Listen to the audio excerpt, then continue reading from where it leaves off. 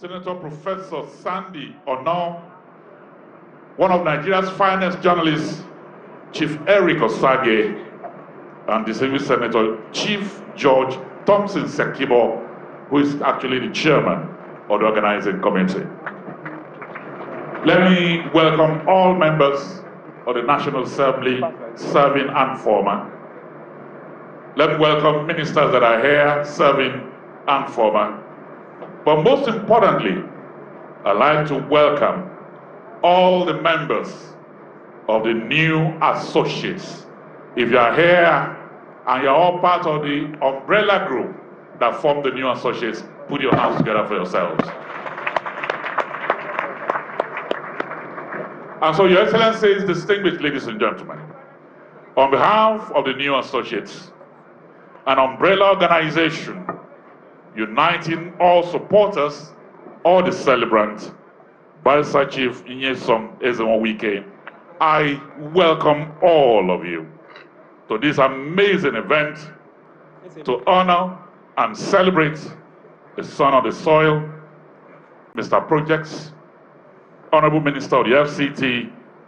I welcome all of you, not just to the lecture that will be focusing on his pragmatic steps in the area of visionary leadership, but also there will be a panel discussion and the highlight, the book on the footprints of his service to humanity.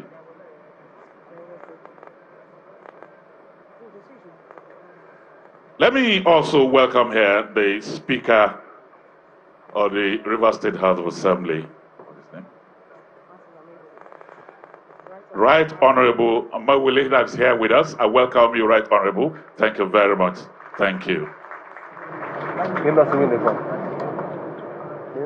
Your Excellencies, I'd like to welcome all of you to this special event to celebrate a special man. I love the way the American poet Maya Angelou describes such men. She says that they are the ones intent on making this earth a better place for all. Okay. He sees values beyond the possible. In celebrating him, we are in essence celebrating and interrogating the essence of legacy. For this amazing man is a man of legacy. A man that stands without flinching in the face of odds. He is an activist in the old-fashioned sense, stubbornly beating drums to remind us of realities we love to ignore. He is an alchemist that has consistently turned the grief that will have engulfed his people into defiant hope. He inspires his people to the point of making people around him believe they can conquer anything. No wonder, several years ago, when his father was expecting a son, on a day like this, he prayed the General MacArthur prayer when he said, "Oh Lord, build me a son who will be strong enough to know when he is weak and brave enough to face himself when he's afraid. A son who will be proud and unbending in honest defeat and humble and gentle in victory. A son who will know thee and know self, because knowing self is the very beginning and foundation of knowledge." So, Your Excellency, I want to look straight into your eye, Your Excellency, and tell you what I got on my arrival from Abuja yesterday. The people I met sent me to you. They said I should tell you, in your footsteps, they want to walk. In your resounding wisdom, they want to talk. Under your foliage, they want to grow. In the direction of your life, they want to go. A life like yours, they want to experience. A life full of happiness, exuberance, achievement, intentional leadership, and focus. No wonder you are the poster boy of projects, the rock star leader.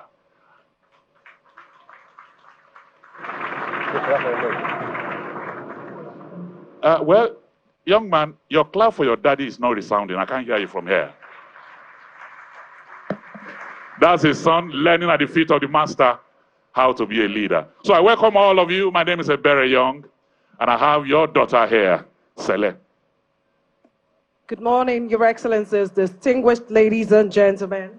Welcome to this very, very auspicious event where we are celebrating our father, our leader, a man who knows that you need to empower people to have men by you always. Please, let's put our hands together one more time for His Excellency Nyesom Wike, Grand Service Star of River State.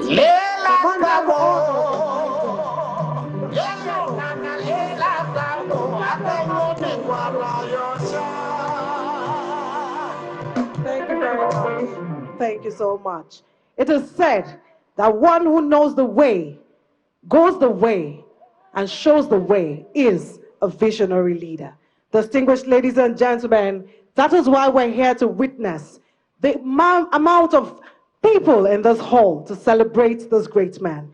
May I at this point invite to give a welcome remark the chairman of the planning committee, distinguished Senator Judge Thompson Sekibo, CON, distinguished Service Star of River State. Please, let's put our hands together for him.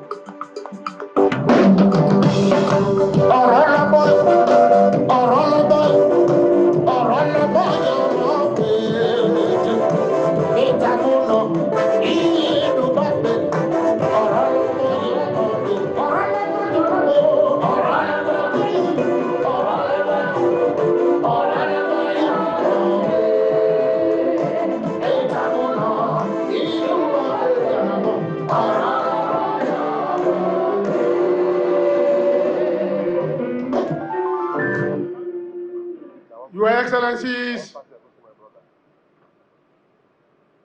permit me to take a brief of the protocol. I welcome the chairman of the occasion, our father, Chief OCJ Okocha SAN, our guest lecturer, all our discussants, our celebrant, the man we are proud of, ladies and gentlemen. I welcome all of you. On behalf of the new associates, I welcome you to this remarkable occasion with immense pride and honor. Today marks a significant milestone, not just for us as associates, but also for a gathering of lovers of dedication, progress, and development.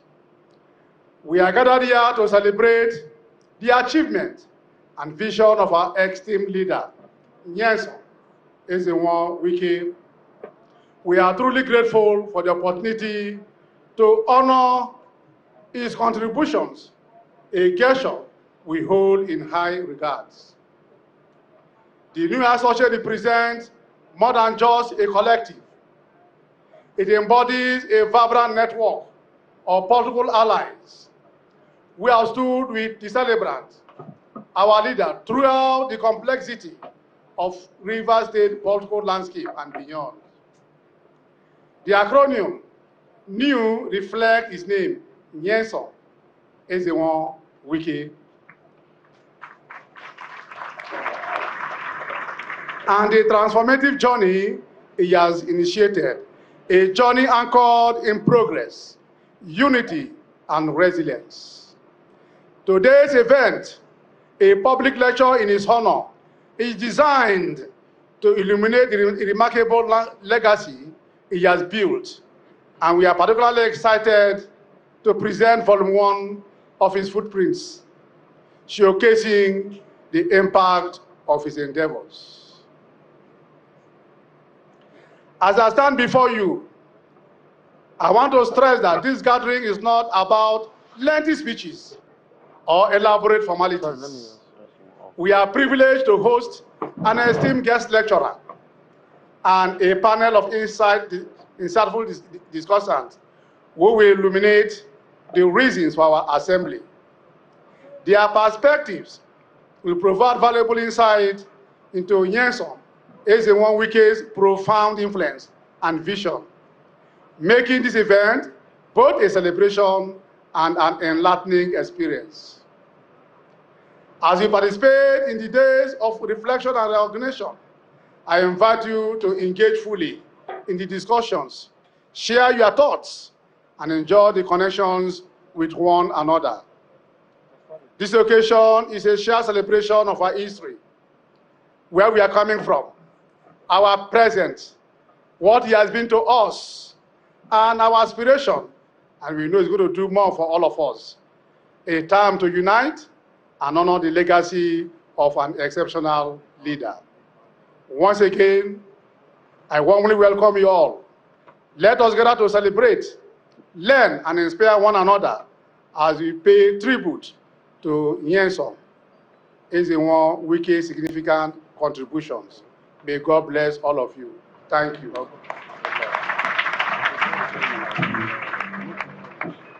Can we appreciate him, ladies and gentlemen? This man has not slept in 3 days. Amazing chairman of the organizing committee. Maybe tonight you'll be able to sleep. Thank you very much, sir. Thank you. You know, when I interrogate the life of the Honorable Minister of the FCT, what comes to mind is the saying of Mahatma Gandhi, when he said, the only way to find yourself is to lose yourself in the service of others. And one man who shares that is going to address us next. He was the Honorable Commissioner for Justice as far back as 1990. Former President of the Nigerian Bar Association. He's an SAN, he's an MFR, he's a JP. Please join me as I welcome here the chairman of this occasion, OCJ Okocha SAN.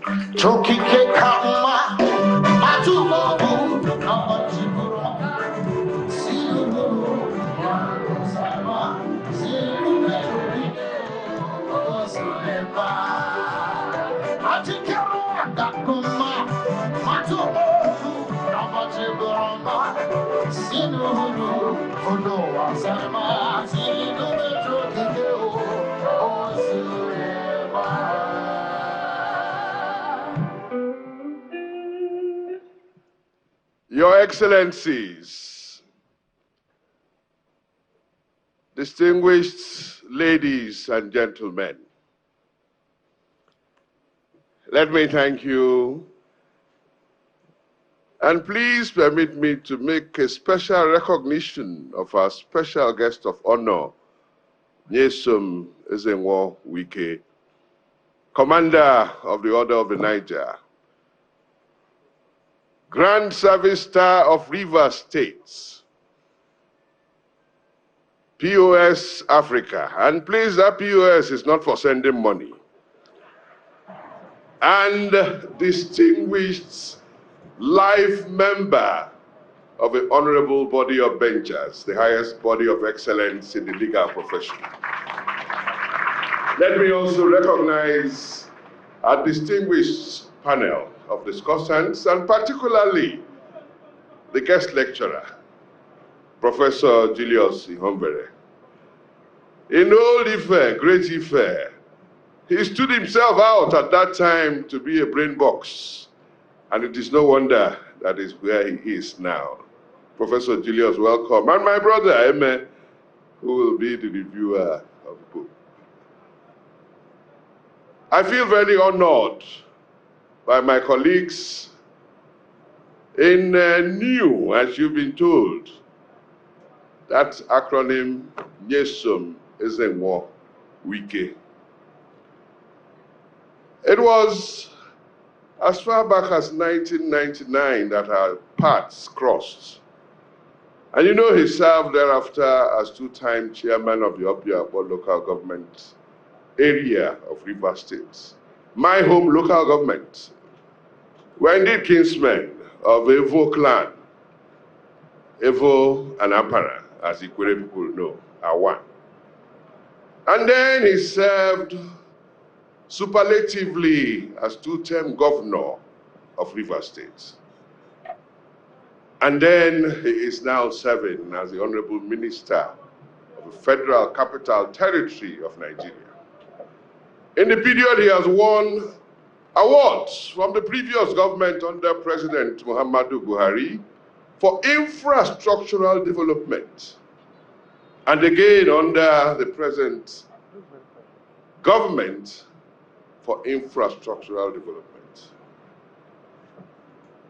He's a superlative performer. And there is nothing put in his hand that will not be turned into success. Some will say he has the Midas touch. I used to tell him about an Okrika woman who told me that if she goes to the waterside and asks all these boats, who is piloting them, and they say this one is being piloted by Nyesom Wike, she will join that boat. She doesn't know where the boat is going, she doesn't know the mission, but she is sure that the captain of that boat knows where he is going, and he knows the mission. This is a man that we have given to Nigeria, and we are proud to be his friends and associates. And I want to thank us all for organizing this public lecture in his honor. Knowing him, he would have opposed it, but I think the pressure on him was so much that his friends won the day and said, let us honor you. And I thank us all for coming from far and wide.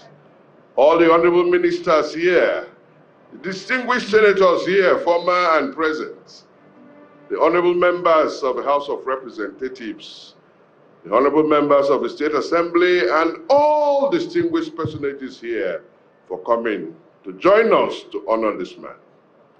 As our chairman of the organizing committee has said, it is not a day for long speeches, but ordinarily a chairman should be given time to make a long speech, even though they will not pay me any professional fees, which is what we in the legal profession always are worried about.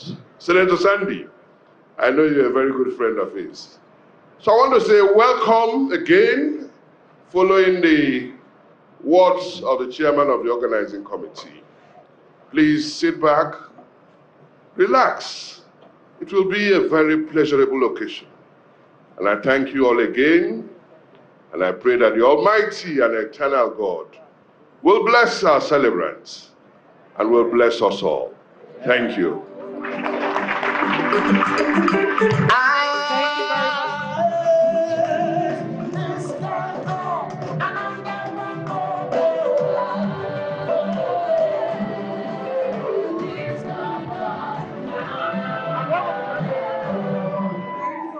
That was the chairman of this occasion, Chief Sir OCJ Okocha, MFR.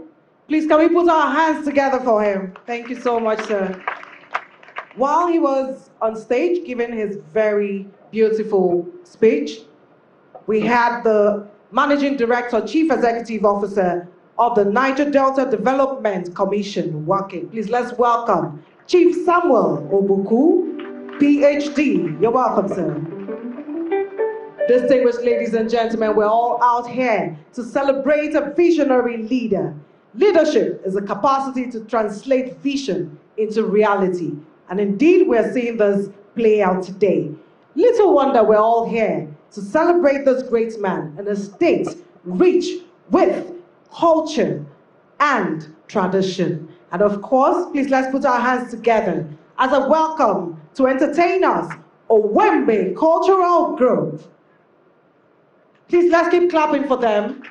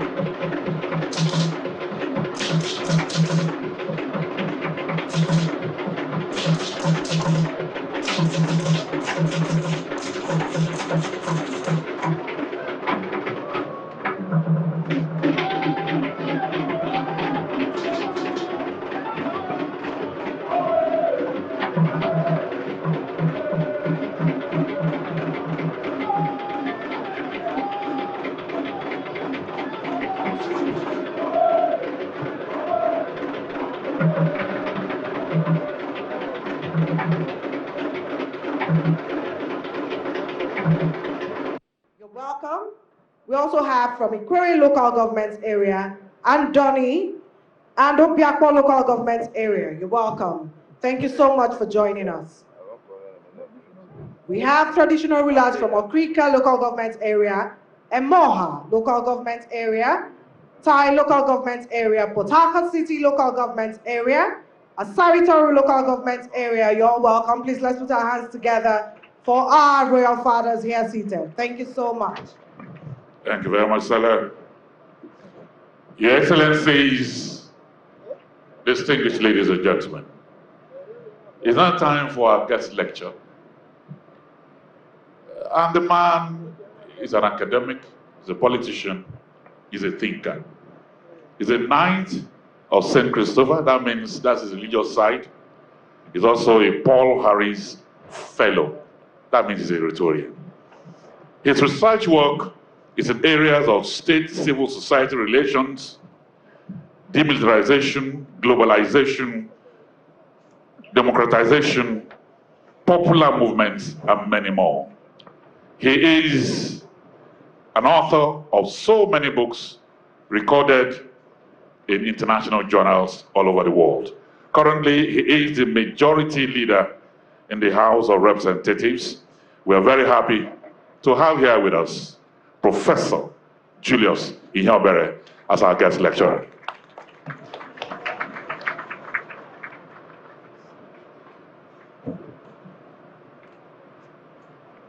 Good morning, everyone, and thank you, Ebere, for...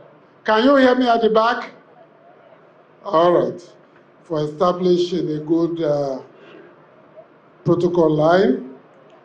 But allow me to also specially greet my good friend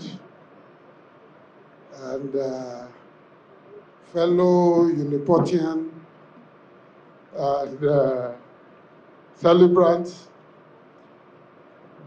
for today's event. I congratulate him. I greet my colleagues from the National Assembly, in particular, I don't know if I should call him a co-conspirator, OK Chinda, but we work together very well in the interest of Nigeria. And other colleagues from the House. The Minister of State, FCT, I greet you, the discussants, the Speaker of the River State House of Assembly sitting right in front of me, very loyal, I greet you. OCJ, my senior at Great Ife, I will never forget that. The MD and DDC, our traditional rulers, party leaders that are here, let me stand on the protocol established. I've been warned by my good friend and brother Boma that on no account when I speak for more than 30 minutes. And I will do my best to keep within that time. So it's indeed an honor to be here today to speak at this lecture marking the birthday celebration of one of Nigeria's most courageous, innovative, focused, performance-driven visionary leaders, a burgeoning statesman and cornerstone of infrastructural development, Chief Barrister Nyesom Wike, CON GSSRS. Well, we have gathered to celebrate the birthday of a performer. It is equally an opportunity to reflect on the profound impact he has made as a leader in contemporary Nigeria. In an era where leadership is often defined by rhetoric rather than results, His Excellency stands out as a beacon of pragmatic action intertwined with visionary foresight. The old Japanese proverb that says, quote, vision without action is a daydream, action without vision is a nightmare, reflects clearly the situation of Nigeria. In my professional life, I have had the opportunity to meet and engage many leaders, both within and outside the shores of our dear country, Nigeria. I have found some to be visionaries, while others were action-oriented. The enigma, His Excellency Nyesom Wike, is one of the very few statesmen I have met who is not only a visionary, but also continues to take actions to make his vision reality. Unfortunately, many do not understand him. Others envy him, and more dream about being like him. That is just the plain truth. Distinguished ladies and gentlemen, the topic is about pragmatic strides of a visionary leader and contemporary issues of society. In essence, our conversation is expected to hover around those critical issues of governance and development that currently unsettle us as a people, and by so doing, locate the place of purposeful leadership in steering the ship of state through these troubled waters.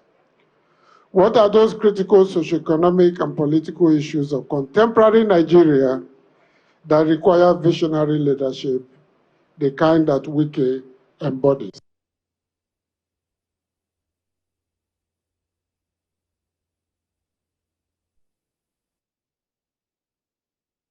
Let's not make, oh, it can be solved. It can be solved. It was not created by God. They were man-made. Let's have that as the foundation of this conversation. And in many cases, we know those people who created many of these problems. But I make bold to say that the Nigerian ruling class, its factions and fractions, must by now be ashamed that it has not managed to solve one problem since political independence. We cannot even count ourselves properly, not to talk of fixing education, health, agriculture, housing, industrialization, environmental degradation, and security. Yes, the nation has achieved a lot. We have more stadiums, more states, more local governments, a new anthem. We can count new things. But these are ephemeral to the structural positioning and transformation of Nigeria for peace and progress. We have created billionaires and millionaires, multi-billionaires. Some outstanding leaders have emerged, but their legacies were hardly sustained. It is not the lack of resources. It is the management and careful and pragmatic deployment of resources. Fixing Nigeria is not rocket science. It requires vision, dedication, courage, focus, seeking out competence, harnessing best practices around the world, believing in science and technology, rewarding innovation and creativity, and staying the course. Staying the course. Don't abandon everything you met because you are not the new man in charge and begin to waste our money on a new course. I believe that there is still hope for this country. But just look at the fight and the waste of time and money we're having over the tax bills. That is how we waste a lot of time. If you know the amount of meetings taking place and the money is being expended, you will see how we waste money. Though we are generally familiar with the contemporary challenges and contradictions, permit me to highlight a few of these issues.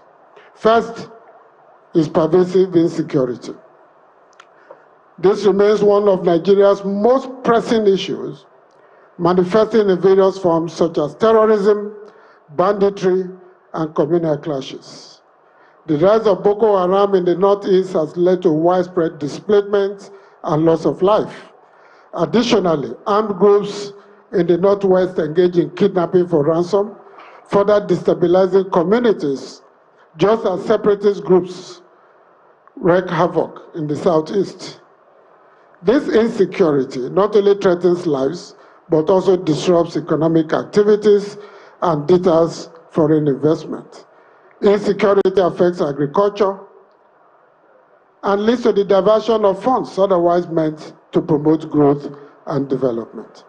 The Tinubu administration is making giant strides, but much more needs to be done. Else, insecurity will compromise all the tough policies, programs, and projects that have been initiated. Even to go to my own constituency is wahala, because I have to fly to Benin, then drive on that bandit-infested road for an hour and a half with 6 or 7 policemen who should be guarding the nation, following me to my own village, and people that, it's a mess, but we have to do much more. Poverty. Despite being one of Africa's largest economies, Nigeria has a staggering poverty rate. A significant portion of the population lives below the poverty line, struggling to meet basic needs such as food, shelter, and clothing. The World Bank has classified Nigeria as having one of the highest rates of extreme poverty globally. This pervasive poverty, if you like, grinding poverty, is linked to inadequate access to education and healthcare services, among others. As you all know, grinding poverty undermines the middle class, erodes a savings culture, promotes corruption, compromises loyalty, encourages planning discipline, and promotes a culture of social irrationality. If we don't address this issue, wahala dey. Next is corruption. This doesn't require a lot of talk. It is endemic in Nigeria's political system and public institutions. It undermines governance and erodes public trust in government officials. Transparency International consistently ranks Nigeria low on its Corruption Perceptions Index, indicating widespread corruption that diverts resources meant for development into private hands. Without social safety nets, social security, strong and predictable institutions, transparency and equity in punishment for corruption, and an anti-corruption campaign involving all in society, it will continue to contaminate and compromise growth, development, and progressive leadership.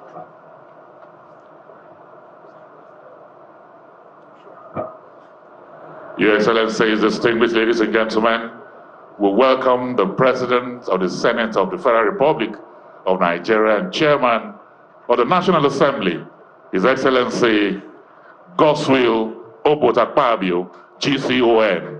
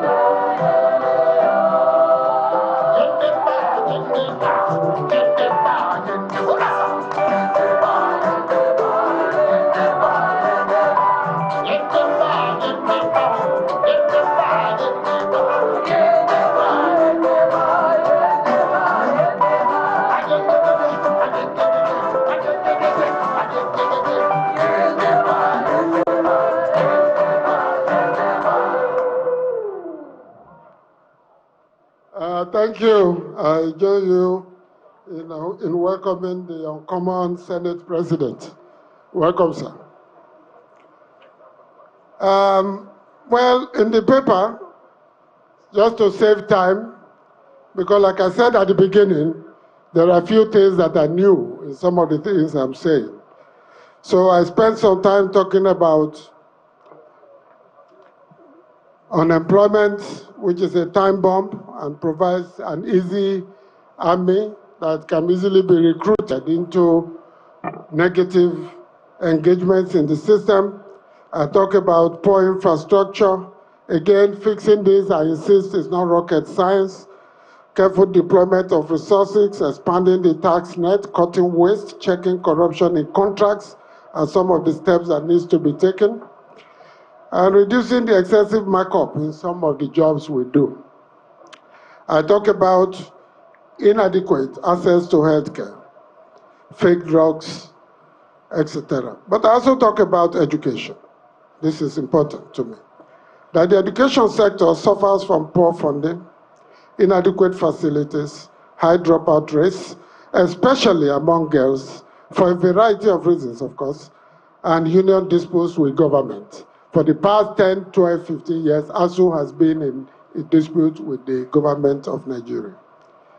And it is important. The fact remains that if we do not refocus and reposition the content of our education system to meet the needs of the contemporary era, we will remain in a barber's chair, a lot of motion, but no progress.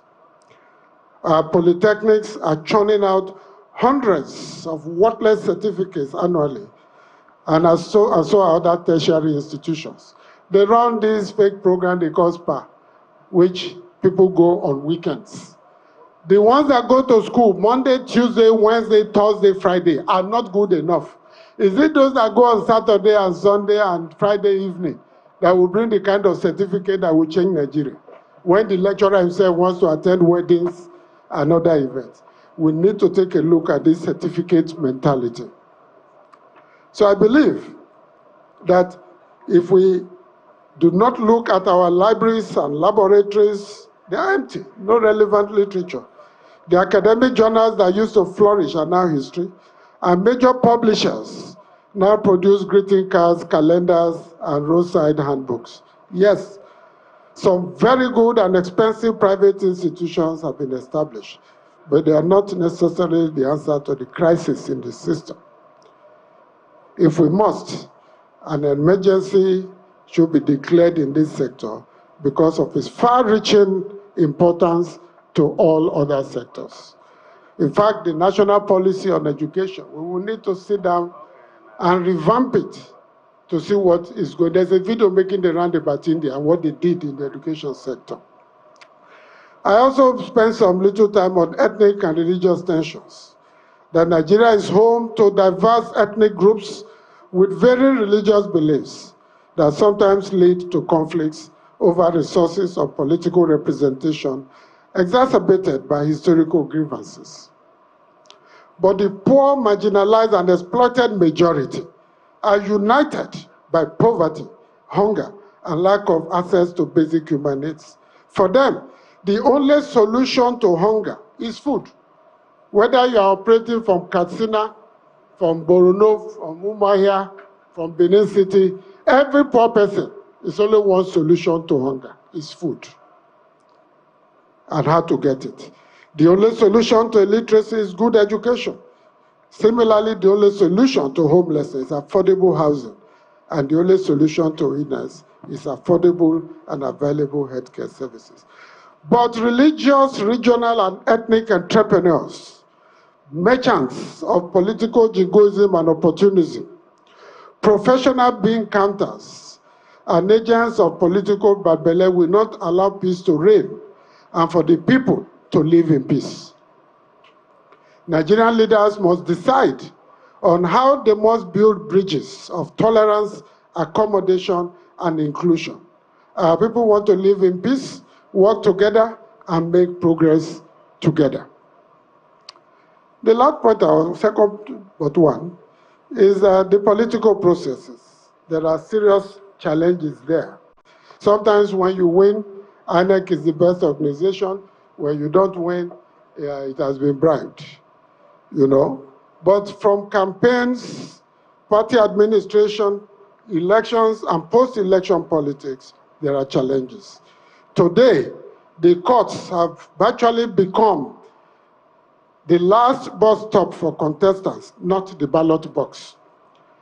Even if you have only scored 10 votes against 1 million, you still go to court. Then maybe try your luck. Our political parties are yet to fully appreciate the true importance of and functions of political parties. There are too many gatekeepers, manipulators, and persons bound to contaminating the political processes who will never respect the rules of the game. We're all politicians here, or at least most of us here. So I do not need to educate you on the challenges or dysfunctionalities in our political processes. The good people of this state know more about political rascality, chronic betrayals, indiscipline, ingratitude, and chronic backstabbing syndrome than most Nigerians. So we are working hard. Yes, we are working hard to ensure that democracy survives, but doing less to consolidate democracy and enhance democratization. There's a big difference. You can have democracy without democratization. Then it is an illiberal democracy that has all the features of democracy, but in reality, the power is not with the people. It's there only theoretically.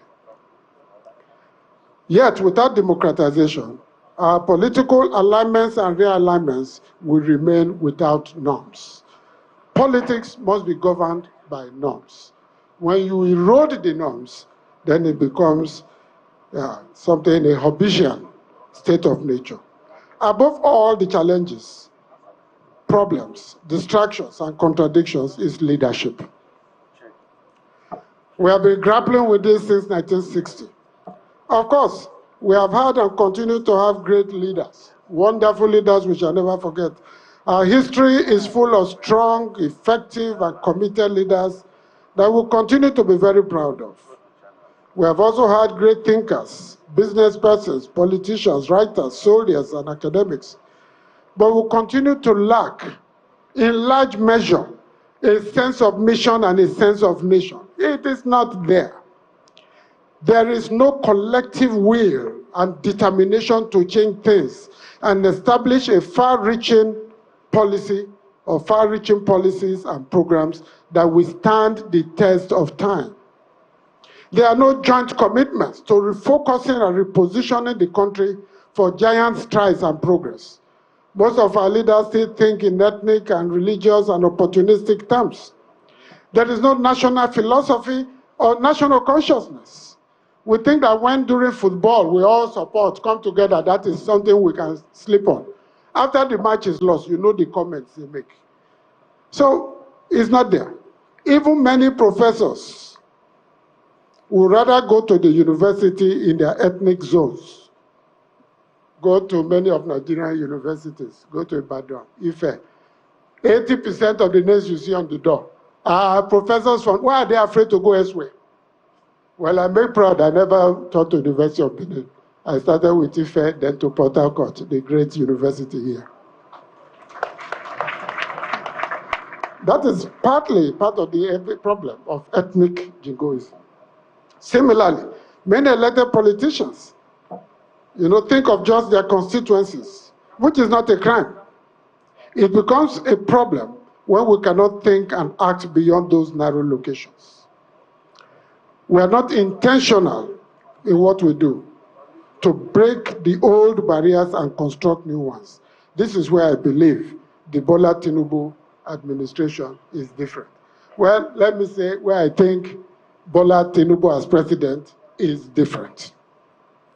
Clearly, the phrase, too rich to be poor, but too poor to be rich, encapsulates Nigeria's paradoxical situation, where abundant resources do not translate into improved living conditions for its populace, largely due to mismanagement by leaders that prioritize personal gain over national development.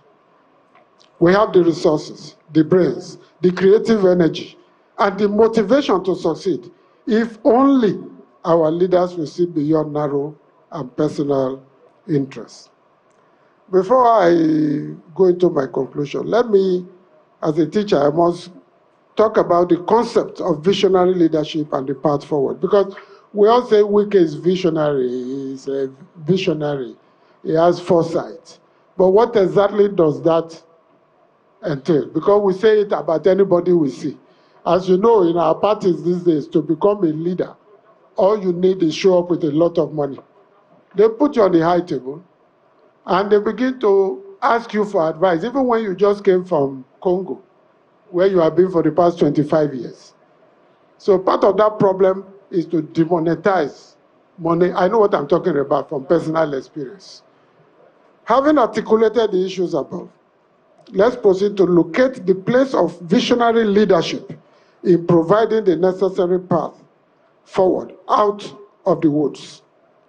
In doing this, I would provide a brief overview, very brief, of what visionary leadership entails. In leadership, vision is the foundation of inspiration and motivation. It is the capability to create a compelling and powerful mental image of a preferable future that drives leaders to pursue. That's why you see many people here. There is that belief of we are going somewhere, and we have to go there together, come rain, come shine. Visionary leaders are distinct figures in the landscape of leadership. They possess an extraordinary ability to inspire and motivate those around them, creating a compelling narrative that encourages individuals to unite and strive towards a common goal. This unique capacity is not merely about having ideas. It is about transforming those ideas into a shared vision that resonates deeply with others. At the heart of effective leadership lies that powerful vision. This vision is more than just statement of set goals. I will do this, I will do this, I will do that. Rather, it is a vivid and dynamic depiction of what the future could be. A visionary leader does not simply outline objectives. He or she paints a picture that captures the imagination and aspirations of the team. This narrative serves as both inspiration and direction, allowing individuals to see beyond their current circumstances and envision the possibilities ahead. Possibilities ahead. That's what many Nigerians don't want to see. We are hungry. Ebin power, give us food. Which president on earth distributes food to people on the streets like that? But they don't want to do anything. We are opposed to this policy because it will make us work hard. Who does that? Some of the National Assembly people know what I'm talking about. A key aspect of visionary leadership is the ability to craft a narrative that resonates on an emotional level. Visionary leaders articulate their vision in such a way that it ignites passion and commitment within their teams. They connect with individuals' values, hopes, and dreams, making the vision feel personal and attainable. This connection fosters loyalty and dedication, as team members feel invested in the journey towards achieving this shared goal. Now, this is very straightforward. Everywhere we see deputies fighting with governor, this one is fighting with this. If you spend time looking at the vision and their belief in your own shared vision, the issue will be a bit less controversial. Let me skip some of this so that we can save some time. We have said that Wike embodies most of the aforementioned traits through his unwavering commitment to the development society, right from his days as a council chairman to chief of staff to the governor, Minister of State for Education, Minister for Education, Governor of Rivers State twice, and currently as Minister of the Federal Capital Territory. He has consistently demonstrated that true leadership requires not only the ability to dream, but also the courage to act decisively. Wike speaks the truth to power. He challenges orthodoxy and mediocrity. He has passion for pulling up the weak. His generosity can be overwhelming, just as his toughness can be amazing. He believes in shaking the table and trying new paths to problem solving. Oh, this has not been done by your predecessors. No, since they have not done it, I want to do it. And he gets it done. Building roads to locations of his political enemies where there had been no road before, in spite of how many governors have governed the state. That is part of the vision we're talking about. He does not forget, he has the courage to take tough and seemingly impossible tasks. He does not forget his enemies, but also does not forget his friends. He can forgive transgressions, but never forgets the offense. Because if he does that, he will be stupid. If you commit an offense, you apologize, he forgives you, doesn't mean you should not forget the offense you committed. He believes in building people and institutions. He is detribalized and believes in a strong and united Nigeria. However, let us be clear. A vision alone is insufficient. Execution is key. Great leaders possess the unique ability to translate their lofty visions into actionable steps. They set concrete goals and develop strategies that pave the way for realizing their aspirations. Moreover, they inspire trust among their followers and cultivate an environment where innovation flourishes. In such an atmosphere, the people feel empowered to contribute meaningfully towards achieving a shared vision. Now, from his early days in public service to his current role as Minister of the Federal Capital Territory, Wike has exemplified what it means to lead with purpose, courage, and integrity. His tenure in Rivers State was marked by transformative policies that address the pressing needs of the people. Under his leadership, Rivers State witnessed unprecedented infrastructural development, roads that connect communities, schools that educate future generations, support for educational institutions, hospitals that provide essential healthcare to people, all stand as testaments of his commitment to progress. You were all here, living witnesses, so I don't need to go on and on about this. It is not an outsider that will come and tell you about the location of furniture in your house. For the first time in over a decade, and I know what I'm talking about here, residents, visitors, and followers of happenings in the Federal Capital Territory will readily confess that someone occupies the position of the Minister of the FCT. I live in Abuja, and there were times where I used to ask my friend, do we still have a minister in this Abuja? Street lights were not working, trash everywhere, beggars all over the place, criminals roaming proudly. People started calling it Federal Cattle Territory, because right on the main Adetogumba Ademola Highway, you see cattle. And nothing was happening. 1 chance, 2 chance, 10 chance, criminal gangs were floating all over the place. And when Wike came and said, if you are built on the wrong land, it will go down. Some thought he was joking. I've never known him to say what he would not do. If you are fake CFO, whatever you have built will go down. They say, I lie. Not be FCT, we know how to work it. And within a year, he has transformed the FCT into a massive construction site. It is not by mistake that he's called Mr. Projects. In just 1 year, Abuja has taken a new look and on the path to the realization of being one of the most beautiful capital cities in the world. He has opened up massive new roads connecting various parts of the territory, uplifted schools, tackled insecurity, upgraded hospitals, and brought hope to the civil service of the ministry. This is the power of vision and competence and capacity that defines the man that we are gathered here to celebrate. And I want to especially thank the president for not saying, oh, Wike is in a different party, he makes too much trouble, so I won't make him a minister.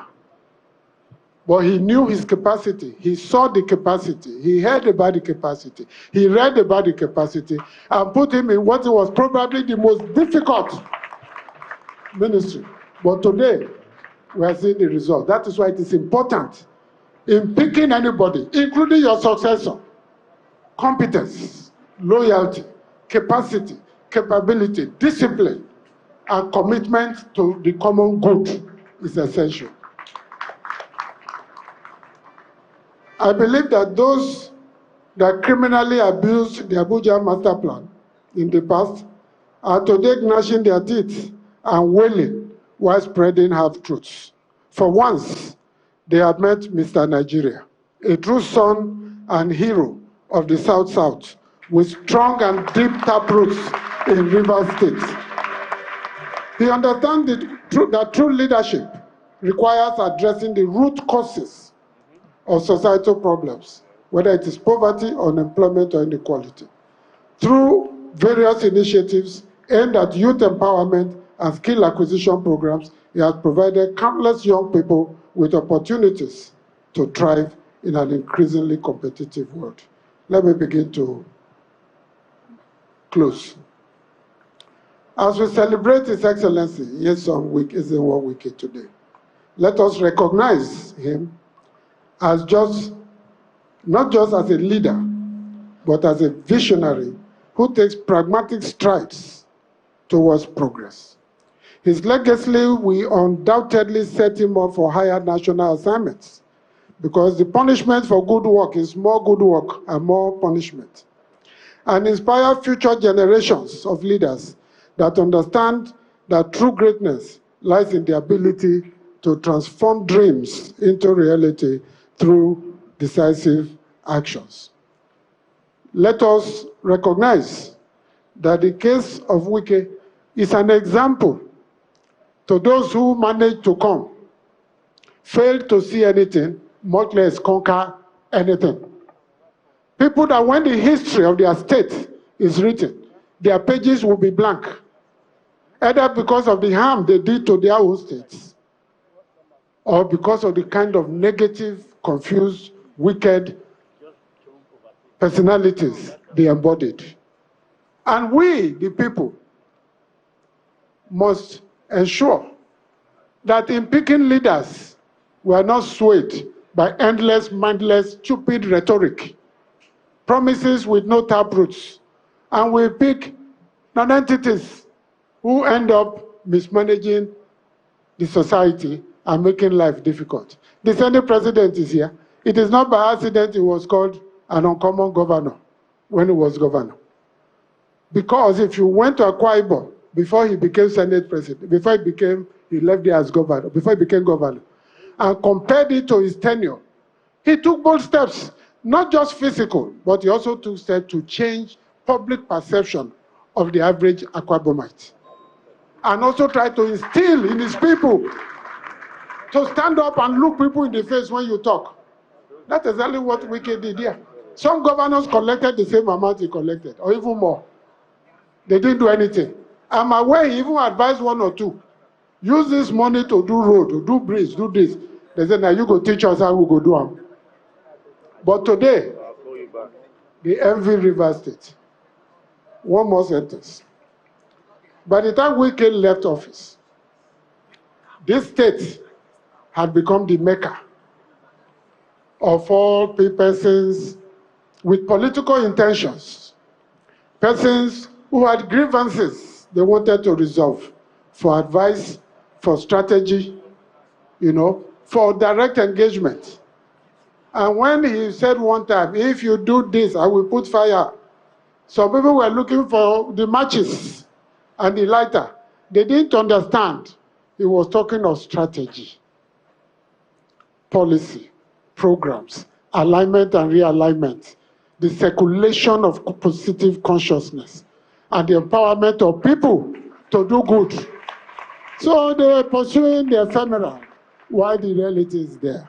So as we celebrate His Excellency, I join millions of his well-wishers and admirers to wish him a very happy birthday and to pray that many more productive years of service to humanity and our nation will be yours.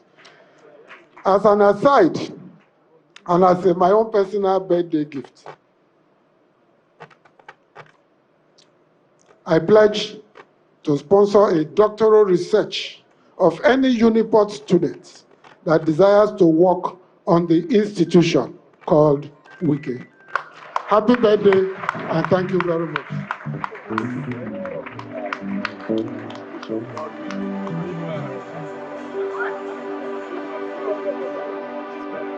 Vintage Professor Julius Ihiobere. Can we put our hands together for him, ladies and gentlemen? A very consummate man of letters. Thank you very much. He makes knowledge so attractive. One more time, we welcome His Excellency, the Senate President, and in his entourage, Your Excellency, welcome you. His entourage, we welcome Senator Onyekachi Nweboyin, Deputy Chief Whip, Senator Osutangu, Minority Whip, Distinguished Senator Ibrahim Hassan Dakwambo, former Governor of Gombe State, who is the Chairman, Committee on Drugs and Narcotics, Senator Asuko Ekpeyong, Chairman, Committee on Niger Delta Development, and Senator Samaila Kaila, Vice Chairman of the Committee on Health. Because His Excellency the Senate President has graciously come here and his schedule is abundantly very tight, We'll adjust our programs a little bit. Let me address the discussants.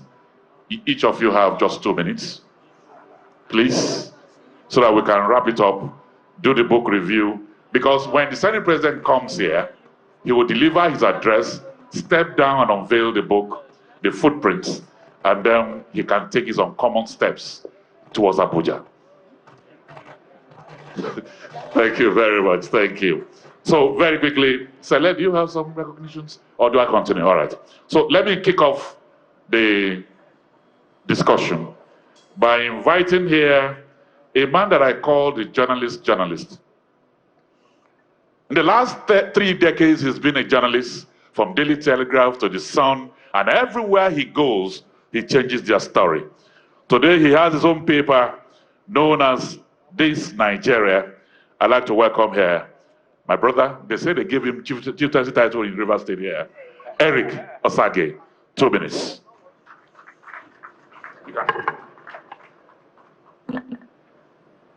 Your Excellency, the Senate President,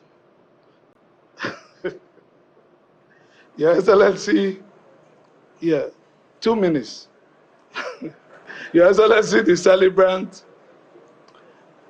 other protocol duly observed. I won't take your time because even though I'm wearing a black hat, I'm not a professor. He's wearing white, I'm wearing the black. I'm going to speak as a journalist and a public commentator. First, after listening to the professor's speech, I identified 2 broad areas: challenge of leadership and challenge of followership. Chinua Achebe, in his seminal work, The Trouble with Nigeria, said, the problem with Nigeria is squarely on leadership.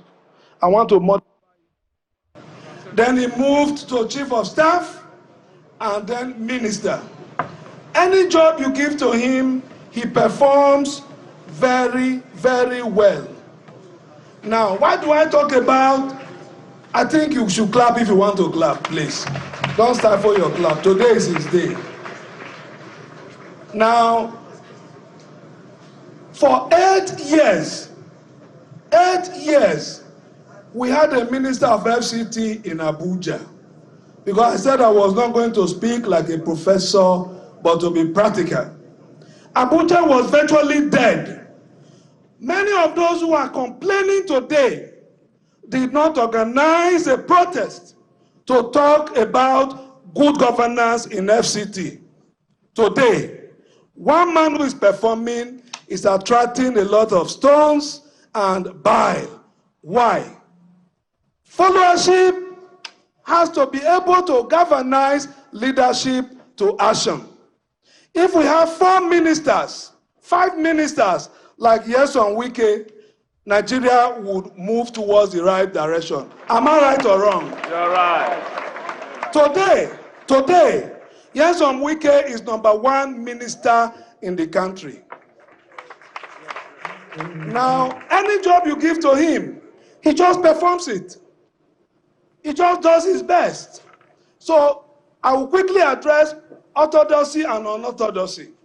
In this country, we have Muritala Muhammad. 6 months, he brought with immediate effect, with double quick time. We had 20 months of Buhari.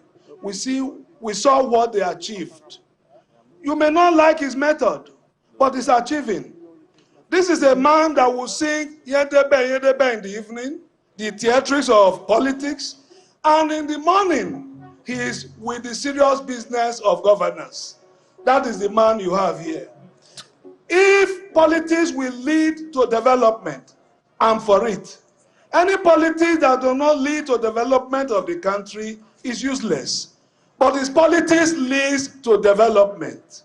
And we will continue to celebrate him because he works. He's a working minister.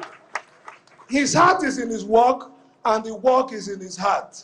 So everywhere you go in Abuja today, he has transformed it. Now, why does he receive the criticisms? I will tell you, because he's performing. No other minister is receiving this criticism because everywhere is cold. The tree that bears good fruits will receive criticism. As a development journalist, our duty as Nigerians would be to support a public officer that is doing well. While those who are not doing well, we should continue to hold them to account. I would have to leave now. I see Senator Akpabio is itching to go. Thank you very much. I wish I had more time. God bless you. Thank you very much. Thank you. Please, we will need to adjust our program, but let me, for information's sake, what happened earlier during the blackout, I think one of the air conditioners caught fire or something, but we are fine. So we are fine. And so, Your Excellencies, distinguished ladies and gentlemen, it is my pleasure to welcome here a man that I will be comfortable to call GSM.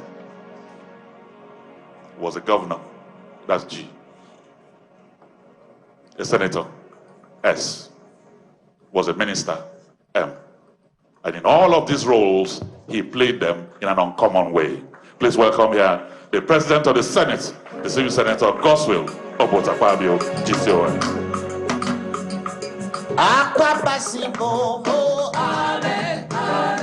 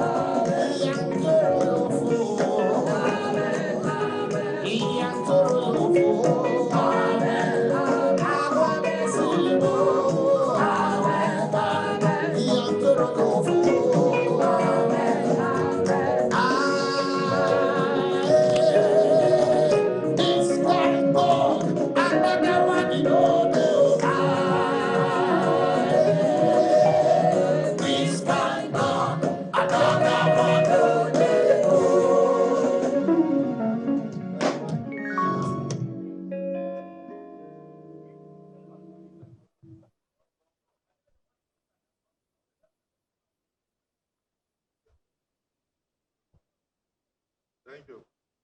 Please be seated, sir.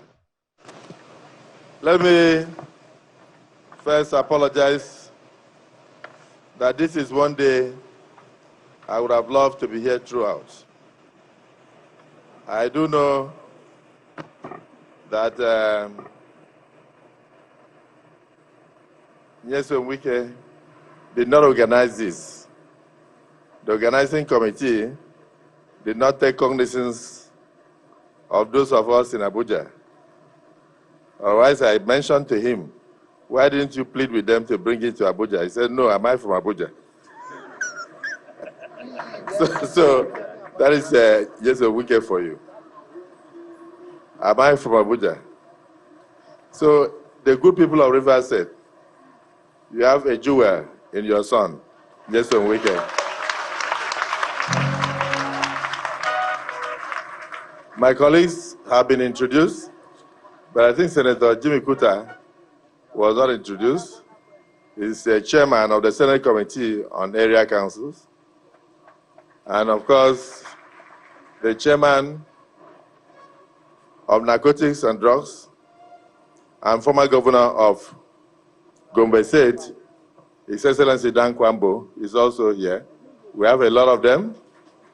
We have also my brother, the Civil Senator Asokwa Ekpeyan, NDDC chairman in the Senate, and our leader, the Civil Senator Webwe, the deputy majority leader. We have Dr. Kaila, distinguished senator from Bauchi of the PDP extraction, where Nyesom Wike belongs. And we have also, in fact, even the guest lecturer, Prof. is the House of Representatives leader in the Senate, Professor Humber, intellectually sagacious, always on point, May God continue to keep your brain vibrant. And thank you for a vibrant lecture. Senator Ositangu is the only senator that survived in Southeast. He is of the PDP extraction, but others, because of disobedience of the voters, the whole of Enugu is the only one. Thank God, Governor, his then governor is also here. In fact, in the whole Southeast, yes, he's the only one that survived in PDP. So, but Ojikalo is APC. Better allow me to talk. Betera is the chairman FCT in the House of Representatives, and my brother Orwell is from here, Orwell Nyesom, and so many others, distinguished senator. I have seen also Senator Sekibo and many other senators who are here. Let me recognize now the man of the moment, the celebrant, my brother, Senator. I hope I don't make that mistake again.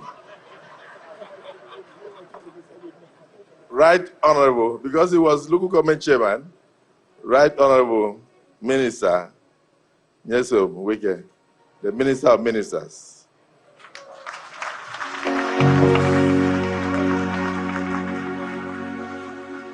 And the Wike successor, my young brother, my young son, Jordan Nyesom Wike. I recognize you on behalf of the entire family. I'm very happy that you are here to witness this. The Honorable Minister of State for FCT and our spouse, distinguished ministers, including Lukubri, the Managing Director of NDDC, and all the chieftains of NDDC who are here, the Right Honorable Speaker, River said, oh, he's here? I thought the government, I'm very happy to hear. I'm very happy to hear that the Right Honorable Speaker of the River State House of Assembly is here. Right Honorable Speaker, I'm sure you are here with many of your members. They are all over. Oh my God. So the government is complete then. You don't, because for those of you who may not understand politics, we were taught, even whilst in school, that the parliament can turn a woman into a man and a man into a woman. And as a governor, my greatest fear was my House of Assembly. So because of that, I never travel anywhere without my speaker. So anytime I don't see him for a day, I'll send somebody to his house to find out. So he can come, yes, so he can come and have lunch with me. Then I'll use idea to look at his face, whether he was happy with me or not. So, because the only place that can hurt the governor is the House of Assembly. And no court, no democracy can stop that from happening. I hope you know that. So, as he dey bend down, he dey sweet us. As he dey sweet us, he go dey take care. Any president that wants to survive, like Asiwaju Bola Ahmed Tinubu, must hold his speaker and his Senate president very closely, like he's holding us. That is the truth. Recently, he conferred on us GCON, two of us, Grand Commander of the Order of the Niger. Whether he loved it or not, he did it. Because you must hold the two chambers together. Gentlemen, am I speaking your mind?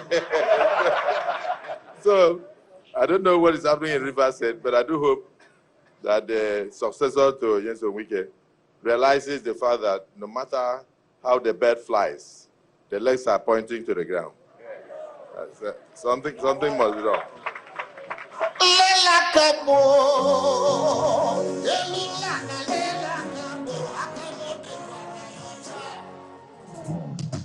Today is not for politics, today is for Nyesom Wike. But sometimes I wonder, as a politician, I would never have been the governor, given the resources of Rivers State. And then I disagree with my house, and I'm not able to poach at least one member out of the other group. So if I don't do that, it means there's something wrong with my political philosophy.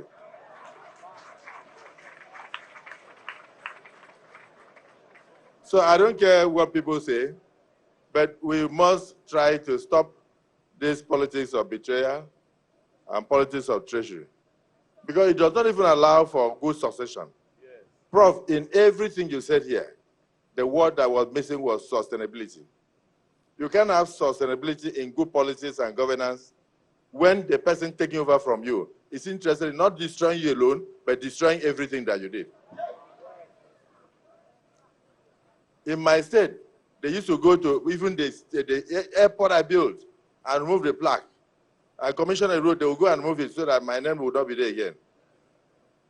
But you know, if you're a politician, note, you must have a position. As people oppose you, there are also the footprints and the steps that you use to go higher. When you serve with dedication, with passion, and with godliness, with open heart, God would eventually and certainly lift you higher. And that is my prayer today for you. Nyesom Wike, you are not the minister of FCT by chance. It is a reward for the hard work that you put in Rivers State when you were the governor.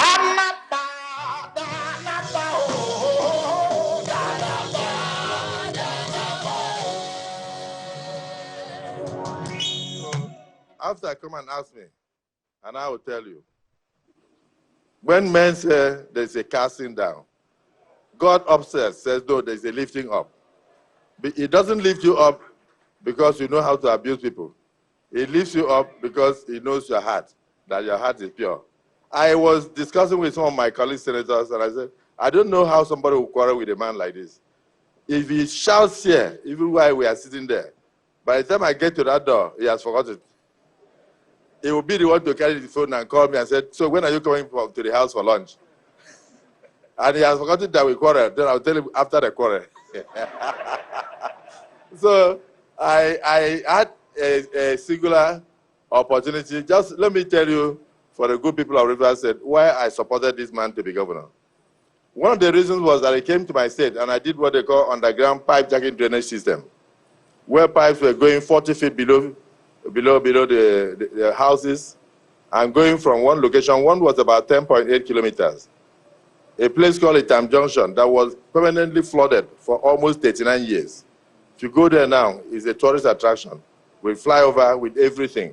Then there's underground pipe jacking drainage system that enable even the infrastructure. The roads are built to last 14 years after without a single pothole in Akwa Ibom.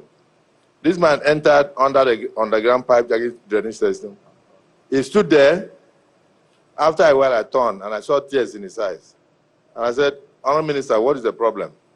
He said, if I'm ever given the opportunity to be governor of Rivers State, I'll turn Rivers State around. So it wasn't a surprise to me when you came here, and even we in the APC, I remember the then Vice President came here, and the first thing he said after going around, he just turned to you and said, Mr. Project. You are not the one that gave yourself that name. It is not your party that even recognized that. I don't think your party is capable of recognizing people who work hard.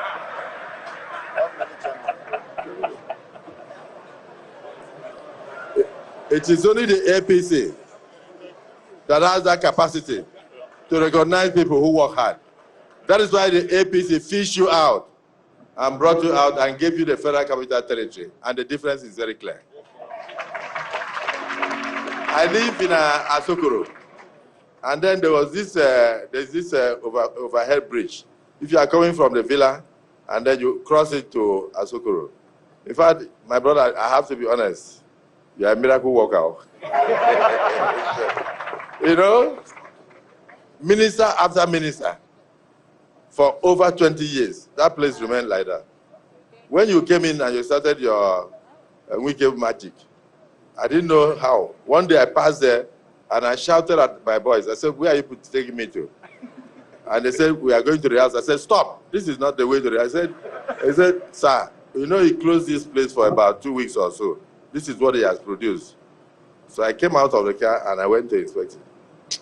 May God bless you and your generation. People, you can't have it all.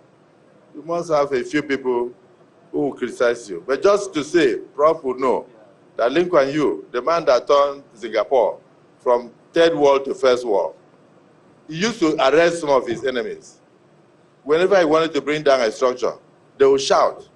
Then he would lock them up.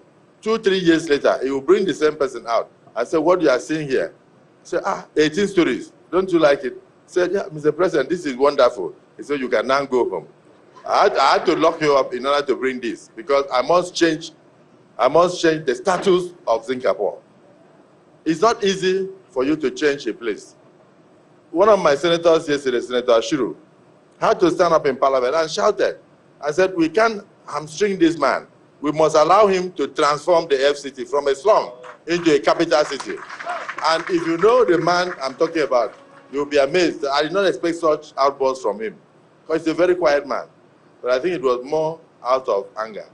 So, my brother, only one thing that I have done, I've discovered today. I've discovered that you are celebrating your 60th birthday.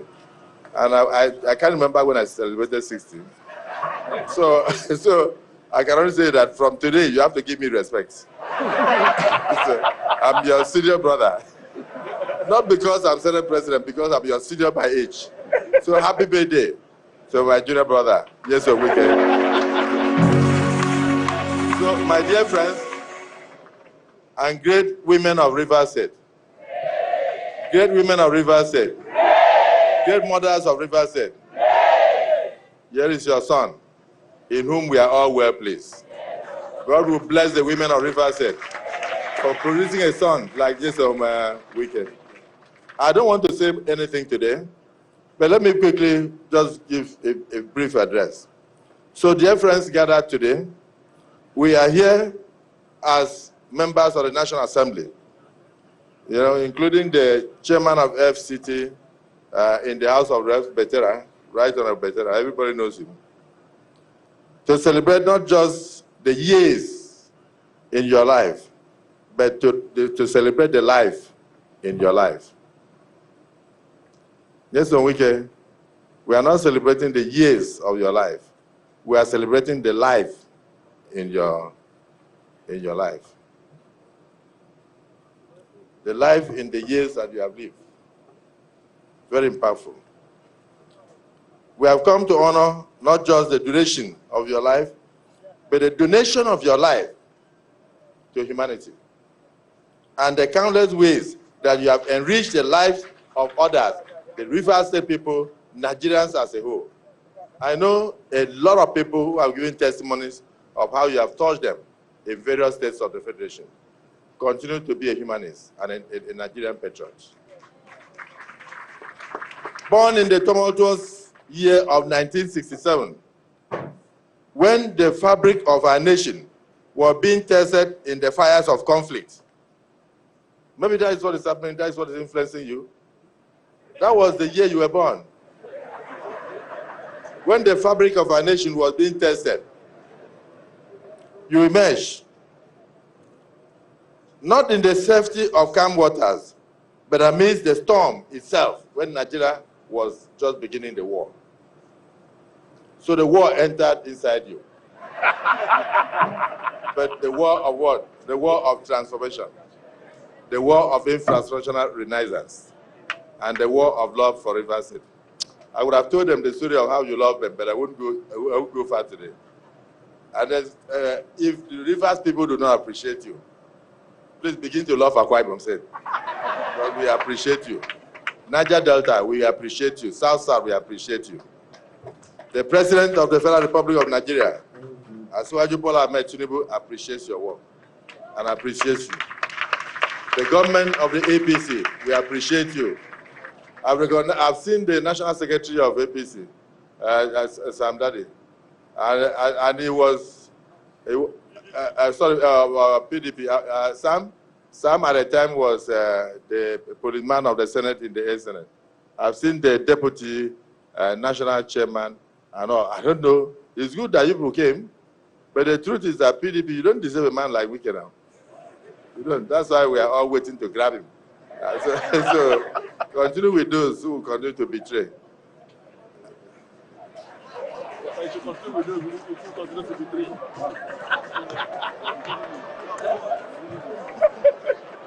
Continue with those, it will continue to be 3.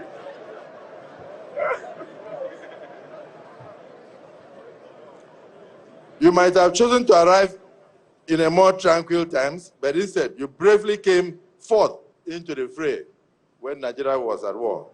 It is perhaps this very fortitude that has shaped your character, allowing you to rise like an eagle, soaring high above the tempest that besets us.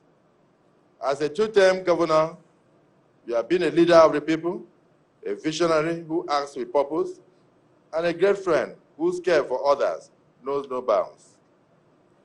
Your dedication to uplifting communities as a governor, now as an honorary minister of the FCT, you've been a minister before, but this particular one is very impactful, has left serious marks, indelible marks, upon our nation's history. The bridges you have constructed, both of steel and of spirit, stand as testaments to your commitments to progress and unity. I recognize the fire within you long before you even stepped into public arena as chairman of Obiakwa local government area.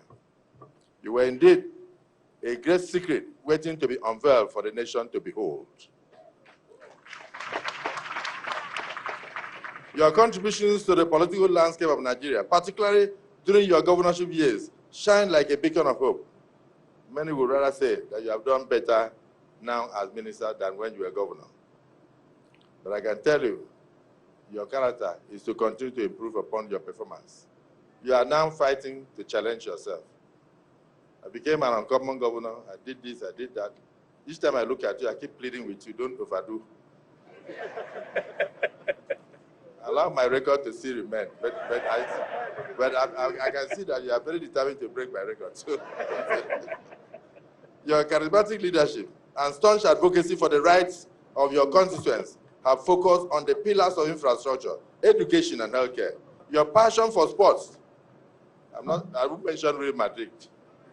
Your passion for sports, particularly football, and your commitment to nurturing the talents of our youth reflect your unwavering belief in the potential of the next generation of Nigerians. You have earned a reputation, my brother, as a leader of uncompromising integrity, speaking truth in every facet of life, even to higher authorities. Circumstances will not allow me to unwind most of the things that you have had to say, but one of them will be that agreement is agreement.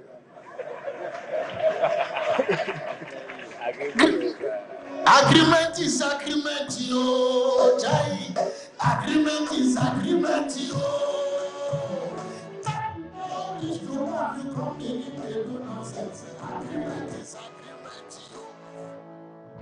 Let us not forget on this auspicious occasion the steadfast support of your beloved wife, Her Excellency Mrs. Nyesom Wike.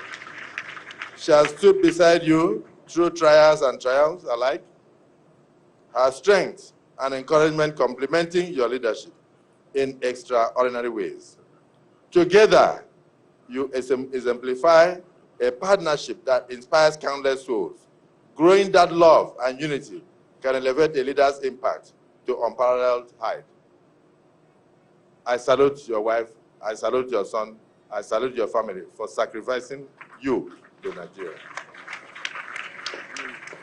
Now let us take a moment to appreciate your infectious spirit, which has the power to lighten the gravest of situations with your wit and your charm.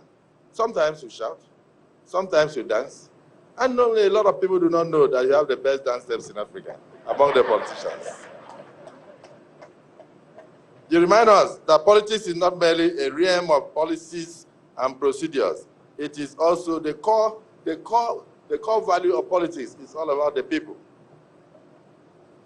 about laughter, about comradeship, about remembering your friends, but not forgetting your enemies, and the shared joy of community and communal living. But this birthday, my brother, bring you as much joy as you have bestowed upon many others. And may you embrace even more adventures, more successes, and an ever-increasing momentum in your noble service to our beloved fatherland. Here is to another year of making a difference, inspiring change, and of course, sharing that signature smile that you are known for, that warms our hearts and makes us to continue to get attracted to you. On my part, I won't say it, but I will know that my colleagues will permit me. You happen to be the only minister I've had the privilege of visiting. I come to your house even when you are not expecting me. So I apologize. I'm not supposed to visit a minister. So I apologize for visiting just a weekend. Always. Two of you are doing so well in the cabinet. I know other ministers will join.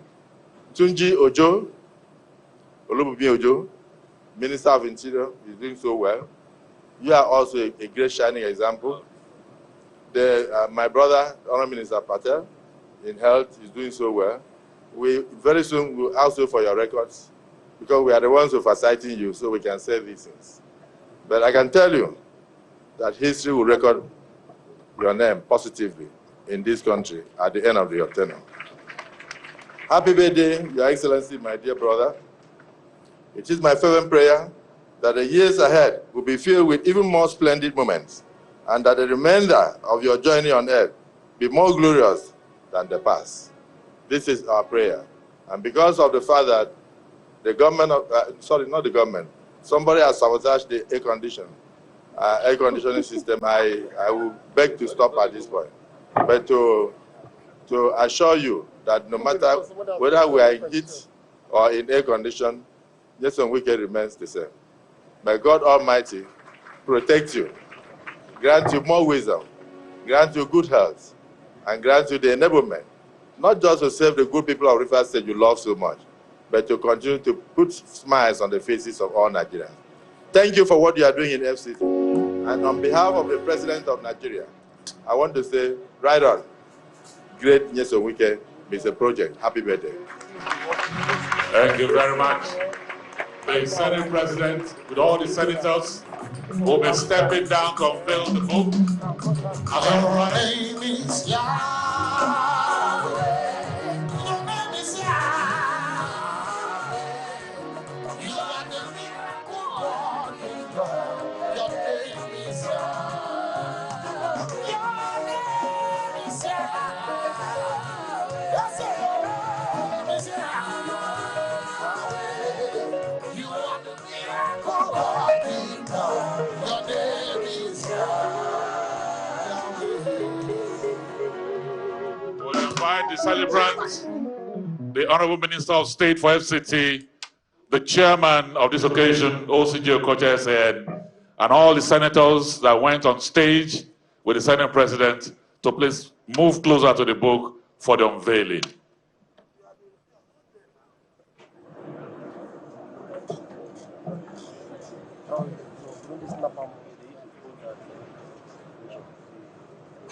This stage, it's only him.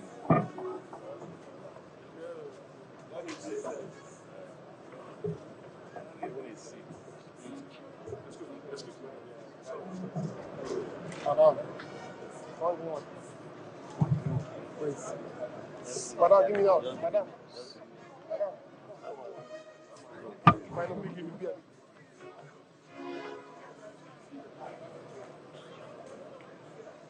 That woman who will give you. Why embarrass her?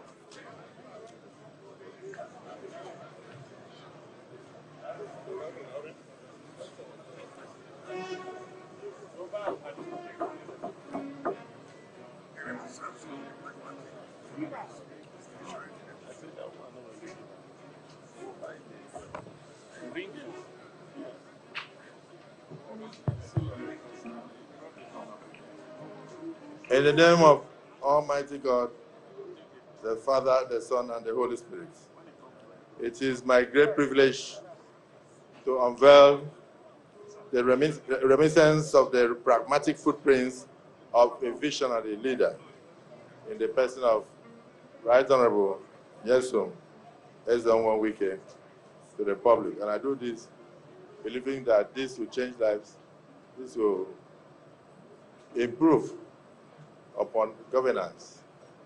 The chairman said that true democracy will come when there is succession, when there is sustainability, when visionary leaders emerge. But the visionary leaders are here. But the problem is succession. If you are very visionary and you hand over to somebody who thinks in the dark ages, the person will still take you back to repeat. So Nigeria takes one step forward and 3 steps backwards. But this book inspires future generations to continue to look forward and not backwards. In Jesus' name. Amen.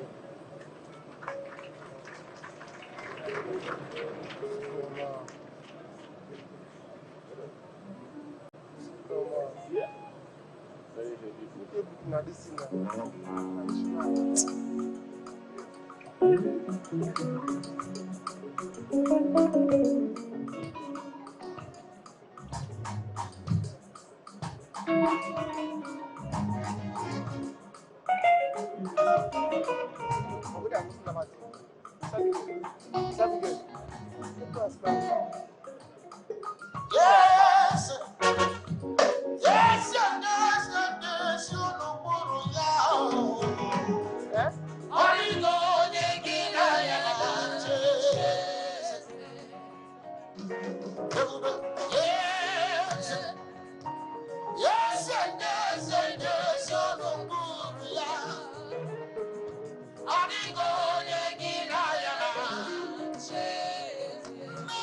you know what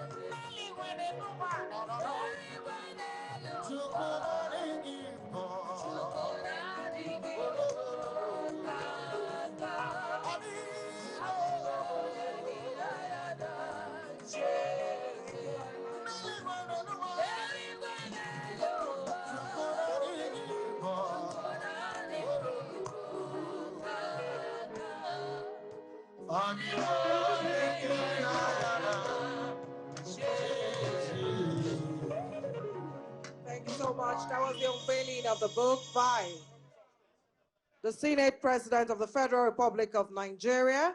Our special guest of honor is Excellency Senator Dr. Godswill O. Akpabio, GCON. Just before we invite to take the goodwill message, the Minister for State of the FCT, may I recognize Senator Henneke Lokobri, Minister of State Petroleum. You're welcome, sir. We also have here distinguished Senator Jim Kuta, Chairman, Senate Committee on FCT, Area Council and Ancillary Matters.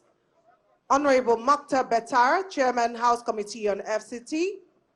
Distinguished Senator Orwell Nyesom, Distinguished Senator representing Rivers East Senatorial District. We also have here Right Honorable Chibudom Wuche, former Deputy Speaker of the House of Representatives. Also seated here is Distinguished Senator Ibrahim Hassan Dankwambo. He's also a former governor of Gombe State. You're welcome, sir. And we also have His Excellency Okeze Victor Ikpazu, former governor of Abia State. You're welcome. We also have here Alabo Honorable Bomayaye Esquire, DSSRS, the Executive Director of Finance and Accounts of the NDDC, And we had in the entourage of the Senate President, Sir Victor Etim Antai, the Executive Director of Projects of the NDDC, you're welcome. Also here is Dr. Mike Wilahi, Chairman High Prep Board of Trustees, you're welcome. We have Honorable Mokhtar Aliyu Batara, as I earlier said, and Honorable Abubakar Nalaraba, OON, Honorable Hafiz Kawo, thank you so much for being here. And may I now respectfully invite a medical doctor, a consultant and family physician, the Honorable Minister for State of the FCT, Dr. Miriam Mahmood, as she comes forward to take her goodwill message. Please, let's put our hands together for her. The Honorable Minister will be leaving immediately after her goodwill message as she is on another official assignment.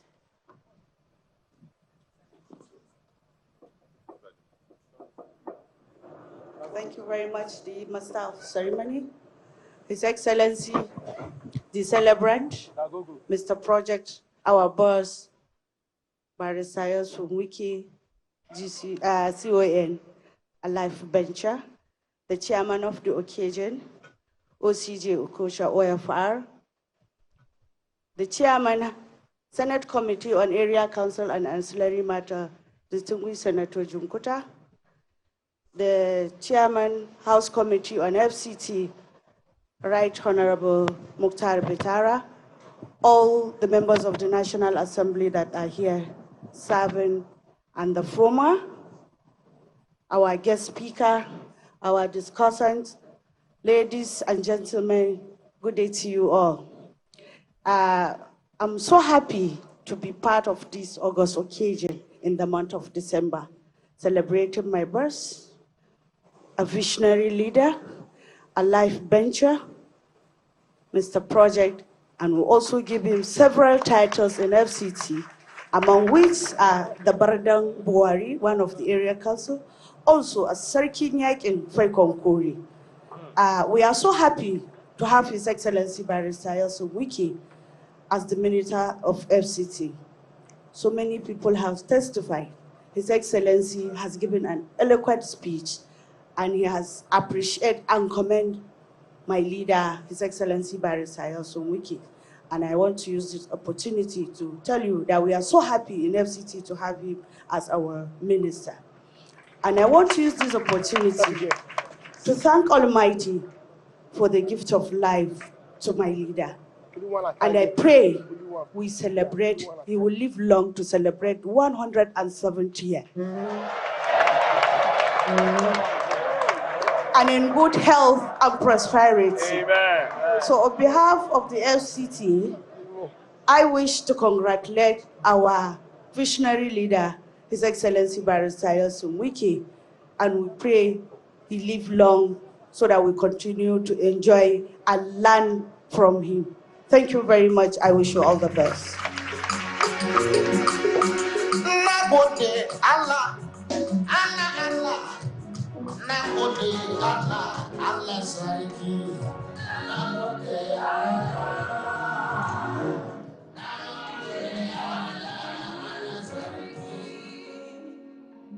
Thank you very much, sensational Bamidele.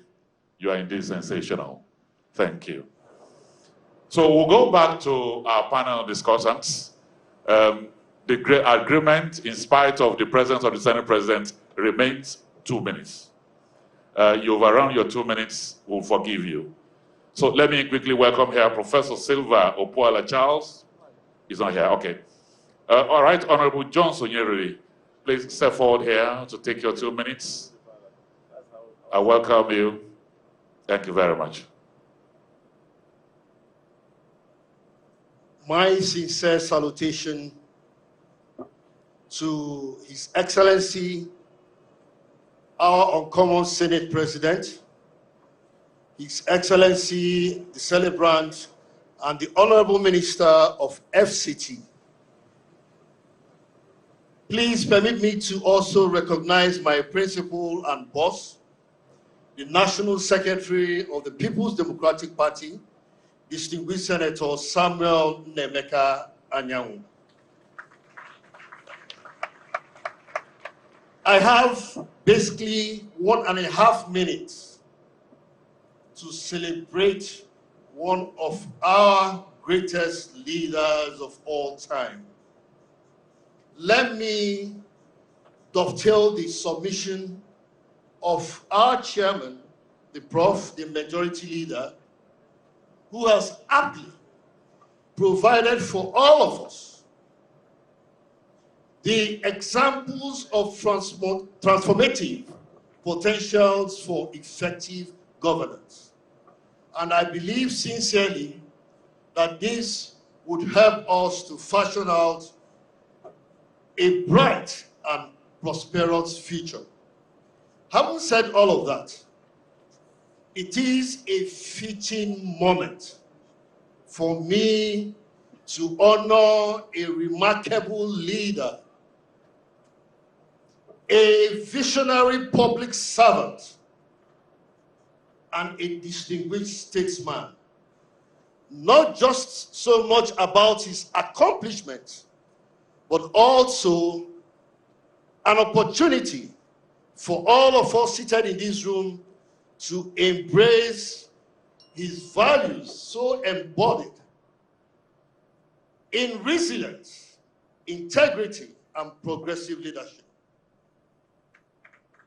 As a former ranking member and chairman committee of banking and currency in the House of Representatives, when I have an opportunity to interface with public servants, the very first thing that comes to my mind is that this man in front of me has sworn to uphold the extant provisions of our Constitution.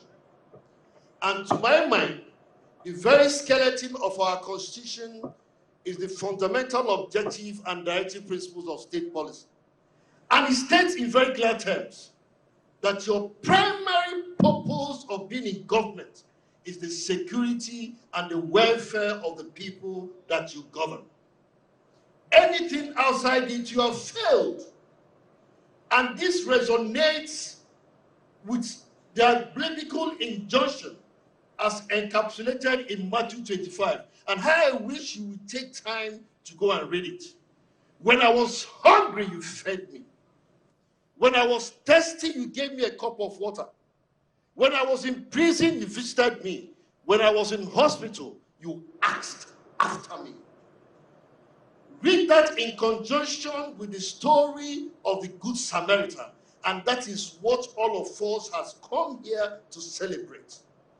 Here was a priest who saw a wounded man, somebody that was supposed to be holy, and he pretended as if he didn't see him. Here was a Levite who saw the same man and pretended that he didn't see him.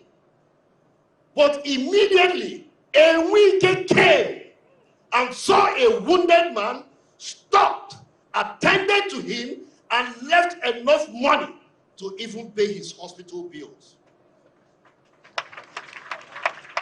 And Christ asked of these three people, a technocrat, a wise man, and Mr. Wike, who is a good man. And everybody says that Mr. Wike is what? A good man. And that is what we expect of everybody seated in this room. And Christ said to them, go and do likewise. So for all of us, as government officials, as public servants, for us to stop insecurity, go and do likewise. For us to stop agitation, go and do likewise. For us to stop poverty, go and do likewise. So ladies and gentlemen, in 1 second, I pray that all of us will have this opportunity to celebrate this great man. A man who is very courageous. And that is why sometimes when he sings, people don't understand the very meaning of his songs. His songs speak to his persona. That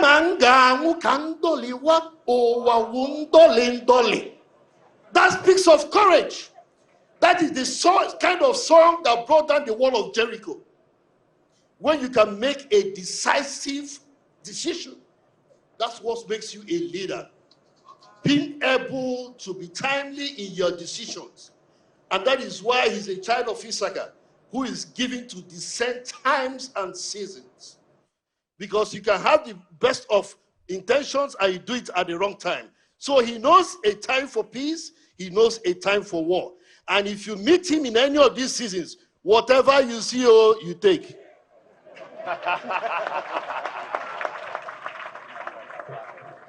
You see, I never knew Honorable Yuriri can multitask. He's a legislator, but if you have a church, it will do well. I'd like to welcome here Senator Wilson Asinobiake, representing Rivers West Senatorial District. You're welcome. Thank you very much. So finally, let me welcome here Senator Professor Sandy Ono. All right. Please don't have a church and do 2 minutes. Thank you very much. Congratulations and happy birthday to my friend and leader, Nyesom Wike. And welcome to all of us. I would like to speak from an inside-out perspective as one who knows some of these facts intimately. And I would like to begin with this. Nyesom Wike has a few detractors across the country. Few as they are very vociferous. They speak very loudly. They like to cast Nyesom Wike in the image of a very ruthless politician. Let me say to them today that yes, Nyesom Wike can be very ruthless when it comes to matters of overriding public interest and good. When Wike identifies a project and knows that this project is for the common good, not his father, not his mother, not his wife, not his children, not his friends, can stop him from achieving that project for the good of the people. If you call that ruthlessness, he accepts it and without apology. Those who do contracts for Wike understand that. He gives you a contract. He sets the parameters of quality. He provides all the money for you. He sets the timelines. And he tells you you will never be owed. This is the project. You have the capacity to deliver it and you say yes. Deliver that project you must in the interest of Nigeria. If you do not deliver, the consequences are there for you to see. If you call that ruthlessness, then it is constructive ruthlessness. Those are the kinds of leaders we need for this country, if this country must make progress. Wike has friends. And he takes his friends very seriously. When he is supporting you, he supports you with every fiber of his being. He supports you with all his energy. He supports you day and night. He supports you in thick and thin. Wike expects nothing legitimate when he's supporting you.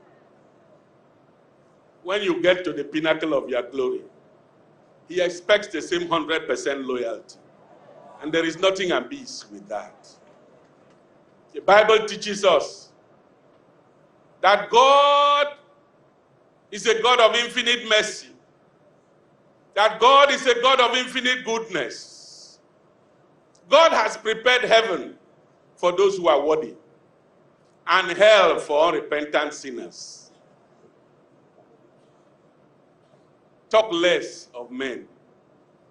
One day we were flying to Abuja and we sat opposite ourselves, or opposite each other. And Wike turned to me and said, "Padima, why is it that when I'm supporting my friends, I throw in everything? I do all in my power to support them. Why is it that when they get to places where they should support me, they make excuses?" I considered the question rhetorical and I did not answer. But I understand the import of the question. When you take to treachery after Wike supports you, expect what happens to traitors to happen to you. Ryan Holiday, in his latest book, The Obstacle is the Way, spoke of proper leaders as people who go through obstacles to get to their destination. You cannot be a great and proper leader if you do not have obstacles. Your convictions alone and the strength of your convictions will make your enemies place obstacles before you.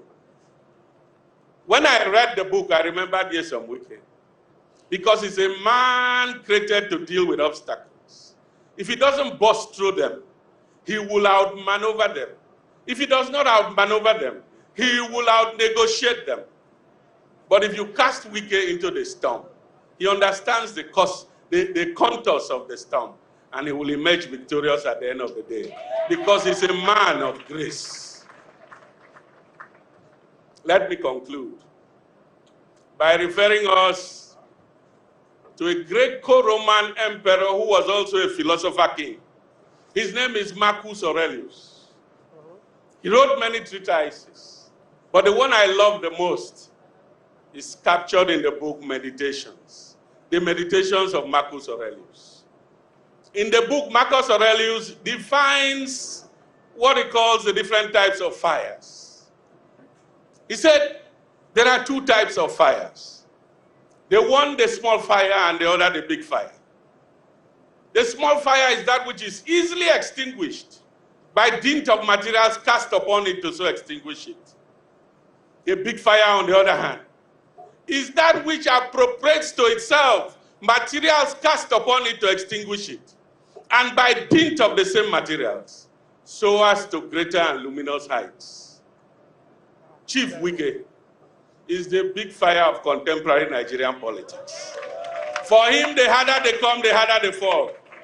Throw whatever invectives you want at him.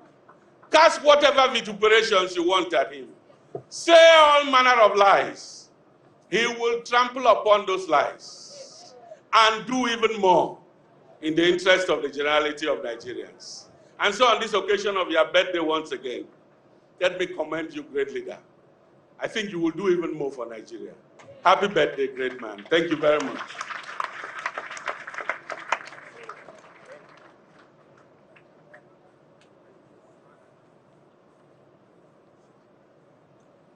Your Excellencies, distinguished ladies and gentlemen, you know, while the Professor Senator was talking, I was actually looking at the son of the celebrant.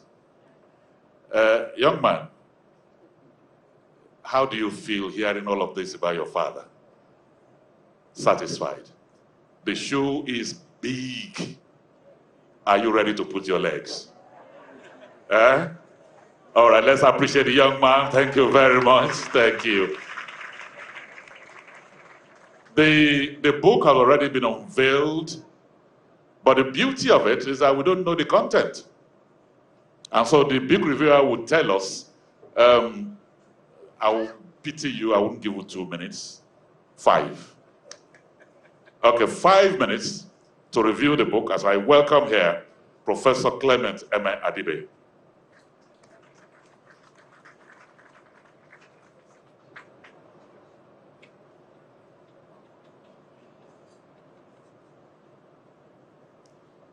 Your Excellency and the celebrant, Dr. Nyesom Wike, CON. I won't repeat all the other titles. Epa, I'm glad you're here. Welcome.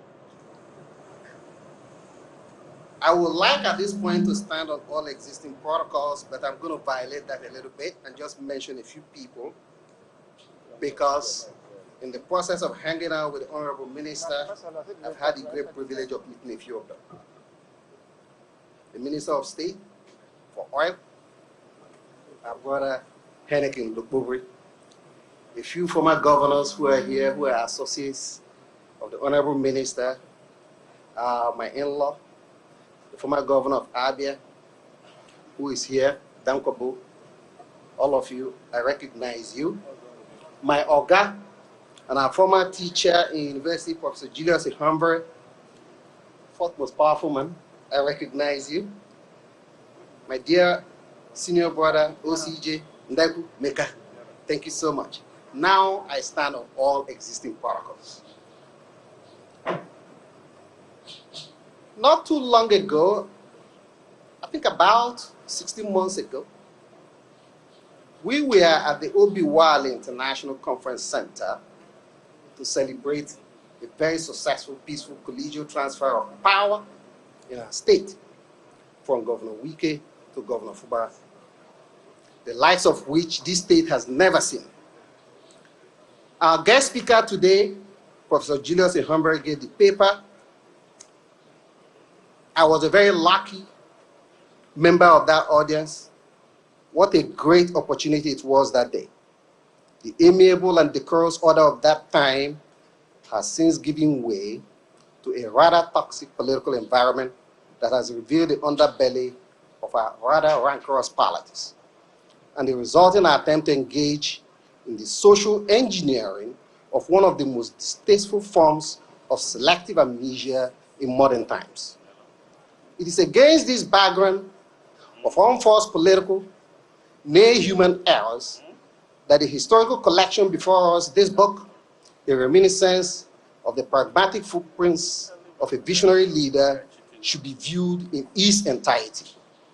The timing of this book, assembled by the new advocates, is fortuitous. In fact, the title is apt. We need to reminisce. We should be allowed to reminisce. There was a time when we thought that the developmental trajectory of this state, this great state we all love so much, was up, way up. There was a time when we thought that our manufactured divisions were a thing of the past, and that, like our country, our diversity was our asset, our strength. The essence of this collection is to jolt us, all of us, very forcibly, so that we can, as a people, not abandon our hope, our aspirations as a people. I am so enamored by the title of this book that I thought I should disaggregate it into three parts. The first is what I call reminiscence. The second is pragmatism. The third is visionary leadership. And I'm going to touch on each of them fairly briefly. As a noun, reminiscence, the dictionary defines it as the act of recalling or narrating past experiences, a mental impression retained and revived. And I think that's what Senator Fabio was referring to. That definition suggests that reminiscence is a deliberate and purposive act. Julius referred to that as well, the intentionality of it all. My good brother, the distinguished senator professor, went Roman. I'm going several millennia before them to go Greek. So in Plato's philosophy, reminiscence refers to the doctrine that perception and recognition of particulars is possible because the mind has seen the universal forms of all things, as opposed to their particularistic forms in a previous disembodied existence, unquote. This, in Platonic philosophy, is called anamnesis. Its reminiscence, therefore, is a product of reasoning, which, as we all know, involves sometimes a very high degree of introspection. That is, the act of looking within oneself. Introspection is, in fact, the theme of this year's Court of Appeal Justices Annual Conference in Abuja that I and a few others had the privilege of attending with His Excellency Dr. Nyesom Wike, where he gave a superb paper on the independence of the judiciary. I recall at that meeting, the Lord, the Chief Justice of our Federation, talked about how we ought to look inwards, every single one of us, not just institutions. Here in Rivers State, I really encourage us to do that. So it is that intentionality of this book that compels us to take another look at Dr. Wike's achievements in Rivers State during his term as governor, using visual images. When you open that book, you will see pictures that will remind you of days past, and you go, when was that? I remember that. I was there. So these achievements include 1, road and rural infrastructure development, 2, educational development at all levels, secondary, primary, tertiary. And they go on and on and on and on, including equipping a lot of tertiary universities in this state and upgrading them to international standards. The third, which is one of my favorites, is sports, culture, and tourism development for young people to thrive, give them hope. Then the fourth is healthcare, a very important sector in our country, especially in this state. Primary healthcare, upgrading BMH, building specialist hospitals, and I must mention support for PAMU Medical University, amazing. Educational delivery, sanitation. As we drove into Port Harcourt last night, I could see the difference, and I asked, what is going on? What's happening to sanitation and beautification? Our towns, garbage disposal, transportation, the seventh, new jetties in Okrika, in Opobo. And eighth, and perhaps the most important, securing this state. This state was safe. This state was safe for business. This state was safe for indigenes and those who live here. The second thing I take from this book is pragmatism. Nyesom Wike made governance and governing Rivers State look very easy and fun. We know just how difficult and challenging it really is now, but he made it really look easy. Why? One of the things I found in the book I would like to highlight when you read it is that his success was not a fluke. It wasn't serendipity. It was calculated. It was the result of hard work, not doctrinaire. Nyesom has very, very little time for stupid things. As a person, he always focuses on what works. He engaged with members of the Rivers State House of Assembly, every single one of them, whether you agree with him or you don't agree with him. As Dr. Akpabio rightly mentioned here, he has no enemies, none. I have been around. Whenever I come, I look at who is around now that I didn't see the last time I was around, and the next time I'm going to see them, even after hearing of what they did in public. That's him. He has no enemies. He's very pragmatic. And at the management level, he is almost always perfect in his sense of what he wants, who he wants, how he wants things to be done. That remarkable stability, especially at the executive level, made the achievements you see in this book possible. I'll give you but one instance. In 8 years as governor of Rivers State, Dr. Wike had one chief of staff. One chief of staff, from first term to second term. It's unbelievable what that can do. How many instances do we know when chief executives rotate their staff so often that you lose sight of what is important? And then I want to go to the third, visionary leadership. I couldn't have said it better than Professor Humber and Dr. Akpabio, but I just want to highlight that again. If you are familiar with Nyesom's government, when he was governor, if you went to his office, he had a big banner that lays out his vision. And I'm glad it was included in this book. Let me just read it to you. So what is the vision? Quote, to build a state that is truly united, secure, and prosperous, with boundless opportunities for everyone who lives in it to peacefully pursue their goals and realize their potentials in dignity and happiness, unquote. That was achieved with very high honors. Rivers State was united, Rivers State was secure, Rivers State was prosperous. Wike made his vision a reality in all of those 8 years in office. His successes, which this book has curated, is something that we should all look forward to and read with tremendous joy and passion. I want to add one more thing, a few more characteristics that I see, other than what the authors put there as the variables that define the success of Nyesom. I think that hard work is perhaps the highest. The man works around the clock. Night, day, morning, constantly working. Anyone around him, and the minister knows that, slow down a little bit, rest a little bit. Nope, he's constantly working, hard work. The other is smarts, unbelievably smart. Boldness, boundless energy, perseverance, and this one, fidelity. It's a very uncommon characteristic and yet so powerful. Passion, empathy, and the gift of forgiveness. I cannot underline that last one more. Outwardly, Dr. Wike may appear to a casual observer as the quintessence of old world machismo. However, in reality, as anyone who really knows him can attest to, he is uniquely empathetic and profoundly forgiving. These are characters that you don't find in ordinary people. I have had the privilege of observing that serious disagreements with Wike between friends, and they are settled, as Dr. Fabio mentioned here, over a very simple dinner. I've had many dinners with him. I'm privileged.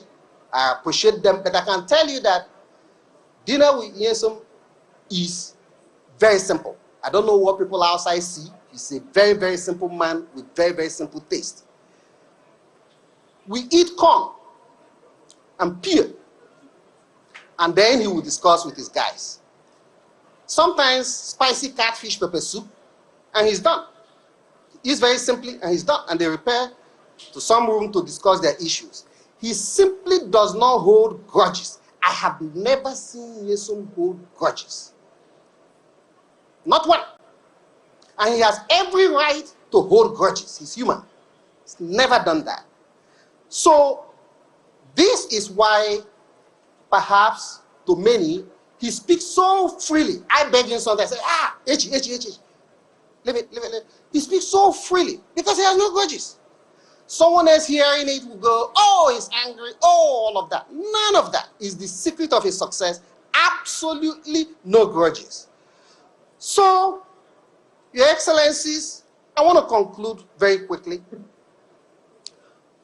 I am so glad that the organizers of this event to celebrate Nyesom's birthday put together an academic panel, invited a great professor to give his speech here, because that's who he is.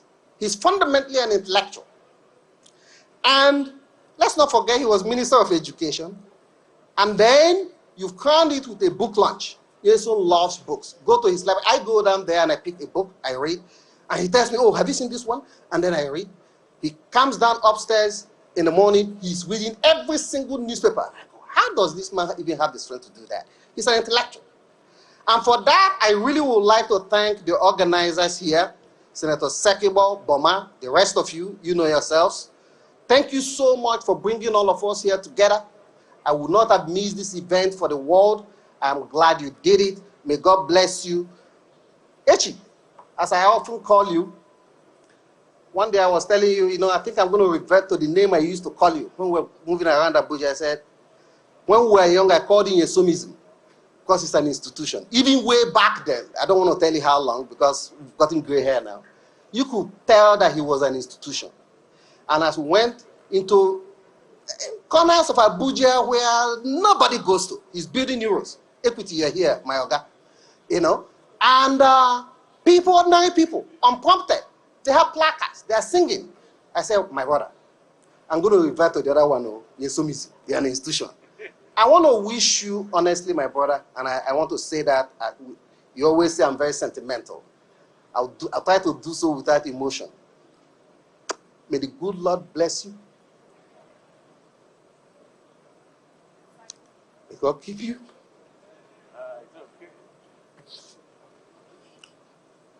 Happy birthday.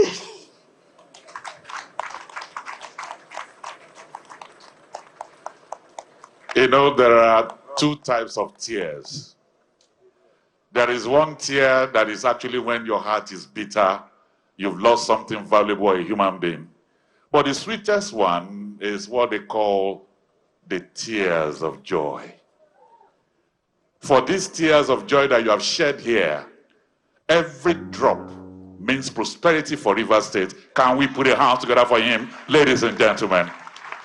It is deep love that makes you shed tears when you are speaking glowingly about the man that you love. Sele, when I invite you here, please don't shed tears. Thank you very much. Please let's put our hands together again for Professor Adibe. Thank you, sir. Thank you so much. Our discussants and panelists would now respectfully ask that you step down and take your seats. Thank you so much. You've been wonderful. They'll take your seats then. Thank you so much. Oh, okay. Okay. Here you can remain here. Thank you. Distinguished ladies and gentlemen, now it's time for another round of entertainment. And may we put our hands together as we witness the rich cultural heritage of the Ibani people. Please let's welcome Alison Owobo from Grand Bonny Kingdom.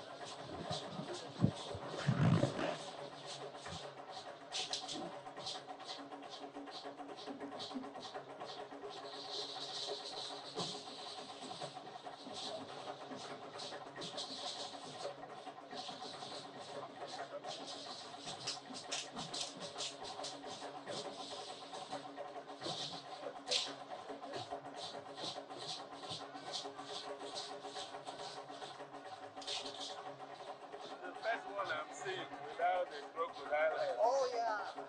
It's gonna burst or something like that.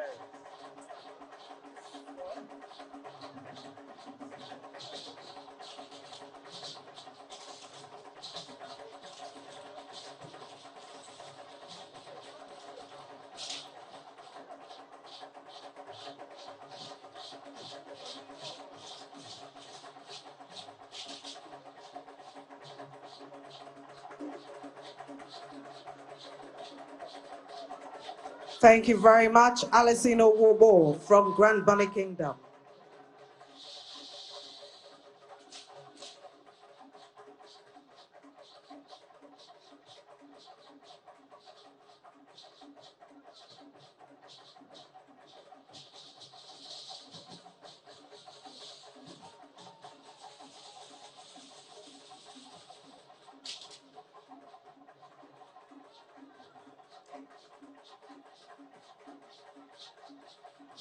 Your Excellencies, distinguished ladies and gentlemen, please let's put our hands together for the Alison Owobo from Grand Bonny Kingdom. Thank you so much.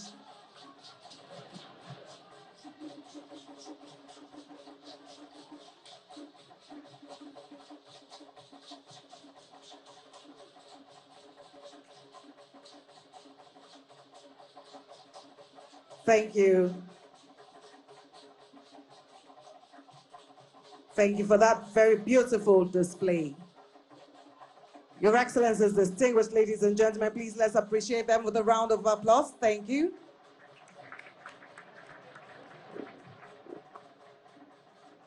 Thank you so much. Your Excellencies, distinguished ladies and gentlemen, we're back to another round of goodwill messages.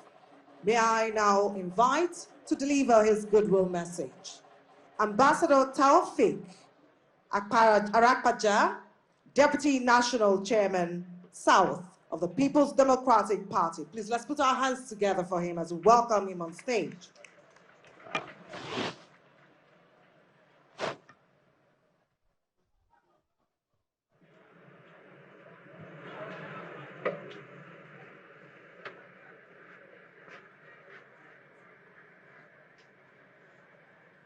Your Excellency, our leader, our mentor, and the celebrant of today, can you permit me to invite some of our governors, former governors, Governor of Enugu, former Governor of Enugu, former Governor of Abia, and the National Secretary of our great party, PDP.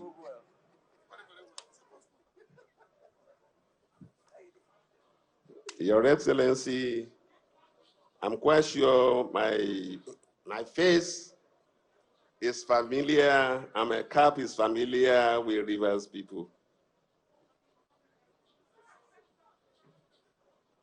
Our National Vice Chairman South is there as well.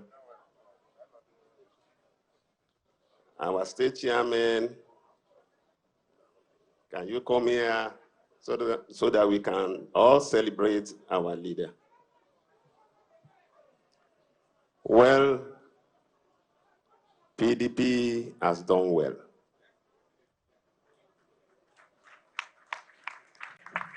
We have come to celebrate one of our own. That means PDP has good product. A lot of you have been talking about what this great man has done. From the local government chairman, to the chief of staff, to the minister, we have seen and we have heard what he has done. To the governor of this state for 8 years, and now minister, and well, one of the best ministers we have in this country today. We are proud as PDP members to say it's one of our finest. Because if it's not good enough, I'm quite sure that some of our other political parties obviously will not be looking for him. It's making a lot of difference because I stay in Abuja as well. And for your information, the acting national chairman is unavoidably absent. And we are representing him. I'm the deputy national chairman of the party. The national secretary of the party is here. And our former governors are here. The chairman of the parties are here. And the foundation of all political parties in Nigeria is PDP.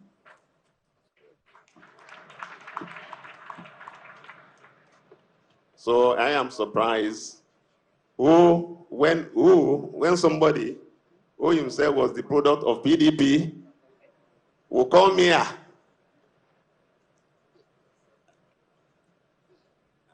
and start, I don't understand.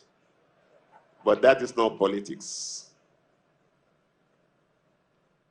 Nobody can dispute the fact that the present Senate president was a governor of Akwa Ibom State under PDP.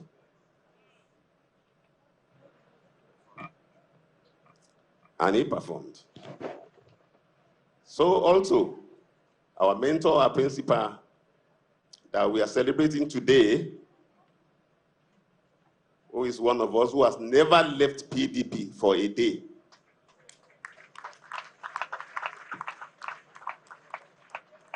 is one of the most committed, most loyal party leaders we have ever had.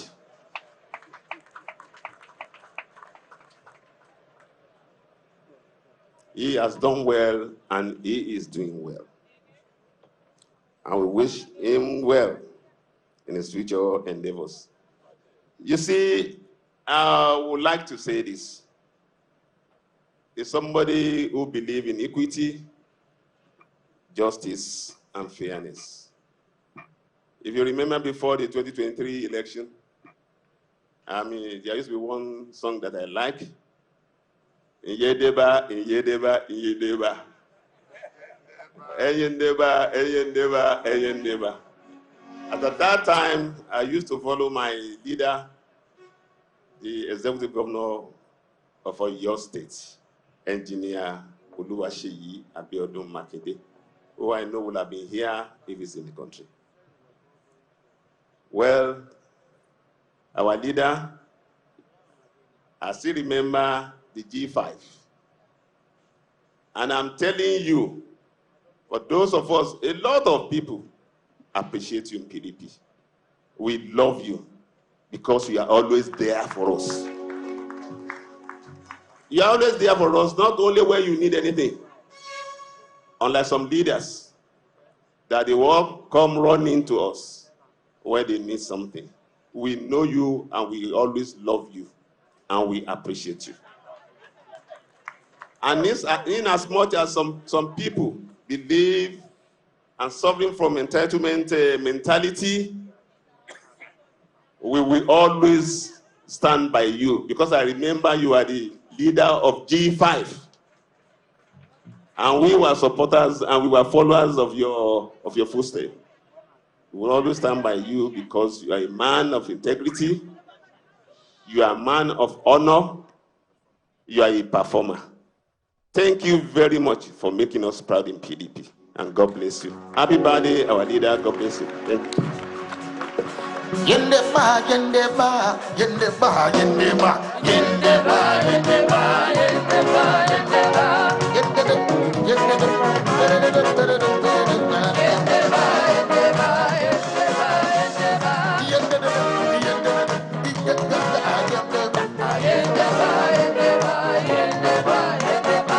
Thank you so much. Please, can we put our hands together for that wonderful goodwill message? Thank you.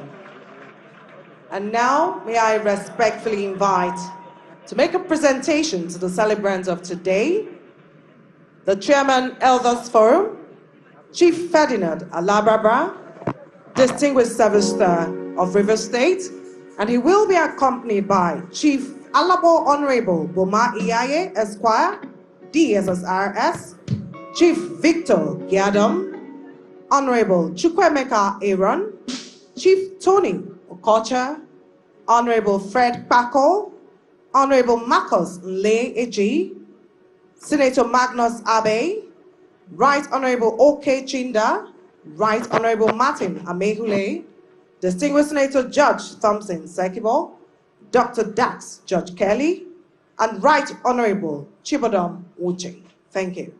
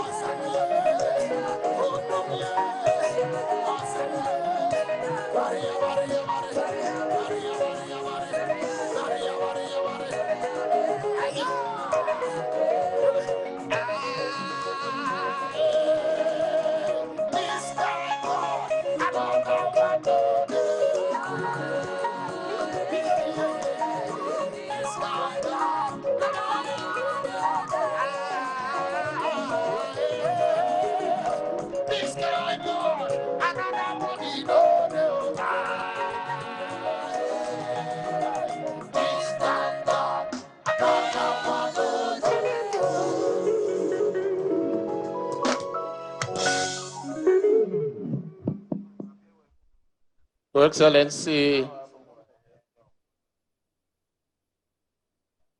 our dear celebrant, the leader par excellence, chairman of this occasion, distinguished ladies and gentlemen,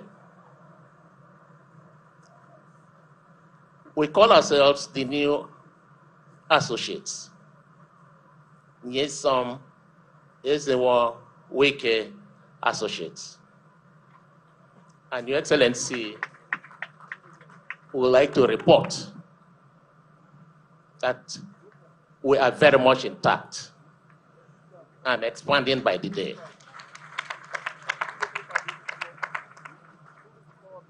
We have put this together to tell our detractors and the world indeed that you're a man that should be honored. So we want to show a token of our appreciation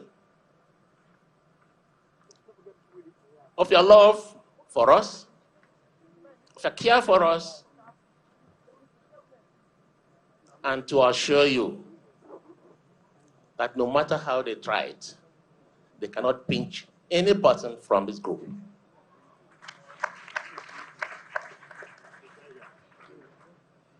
Your Excellency, may I at this point invite you to please come forward.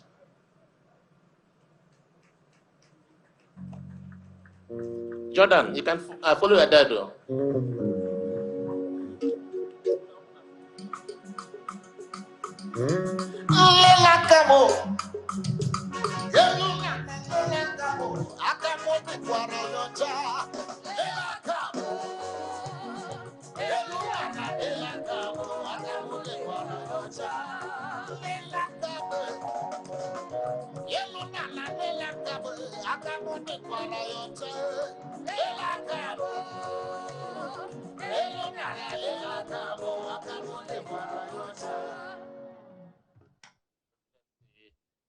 It's a token from us to you.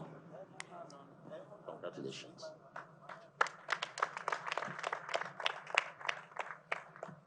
And may we read our message to you as encapsulated on this card. His Excellency, that's you. You are the light of River State, a most celebrated strategist in the contemporary politics of Nigeria, and without doubt, the most notable politician of national significance that has ever emerged from River State. We love you and remain loyal to you and your excellent leadership. May God Almighty continue to protect and guide you in the years ahead.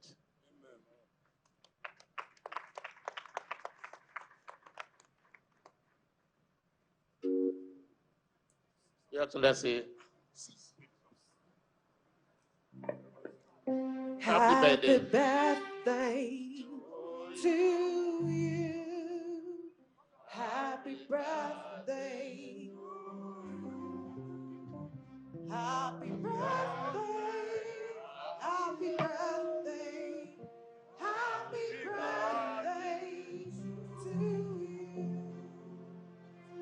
Happy birthday to you.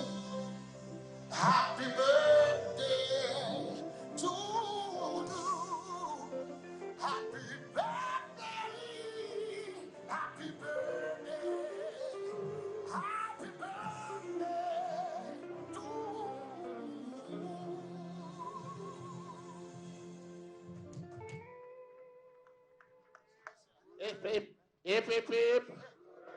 Hip, hip, hip. Hip, hip, hip. May I at this point respectfully invite to give his remarks the celebrant.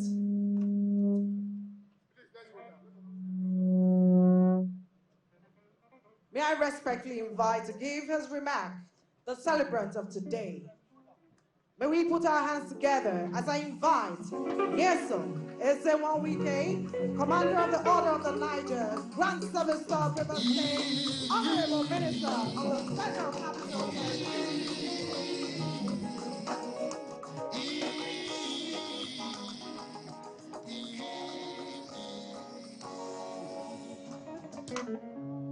Please be seated. The chairman of today's occasion, our dear own revered OCJ Okocha, Senior Advocate of Nigeria, Order of the Federal Republic, the guest lecturer and erudite scholar,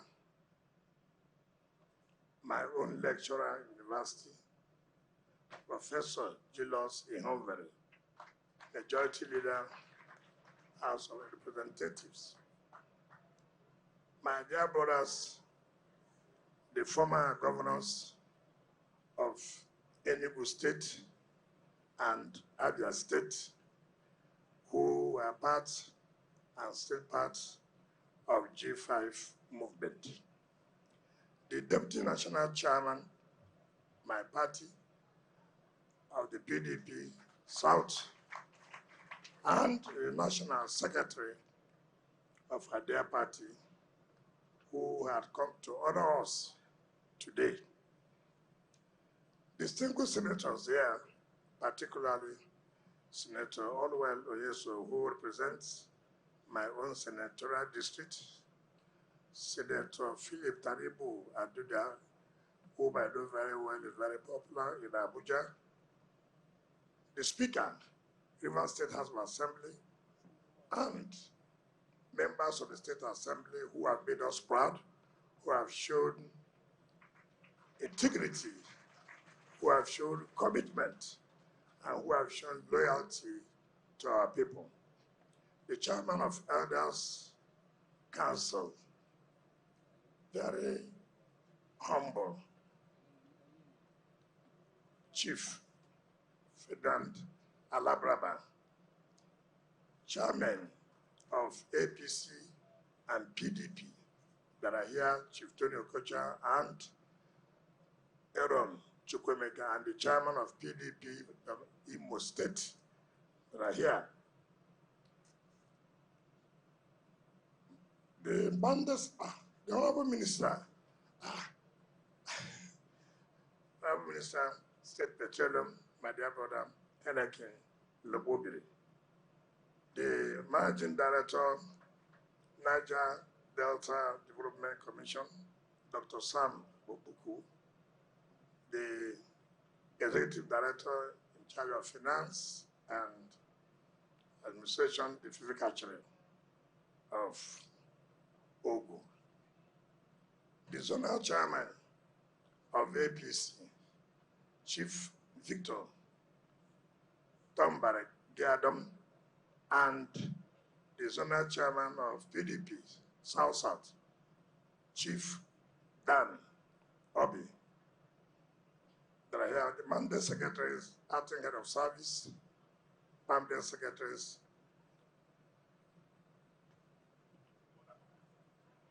DGs of federal agencies that are here, the Area Council Chairman of AMAC, Buhari, Kwali, and so them here.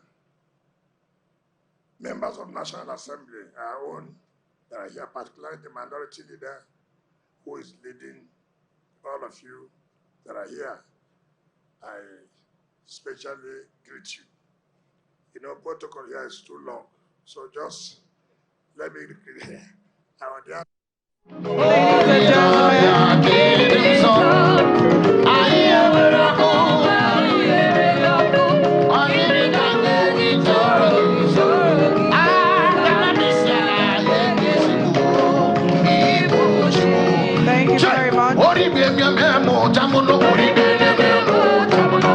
Thank you very much. Please let's put our hands together one more time for the Honorable Minister.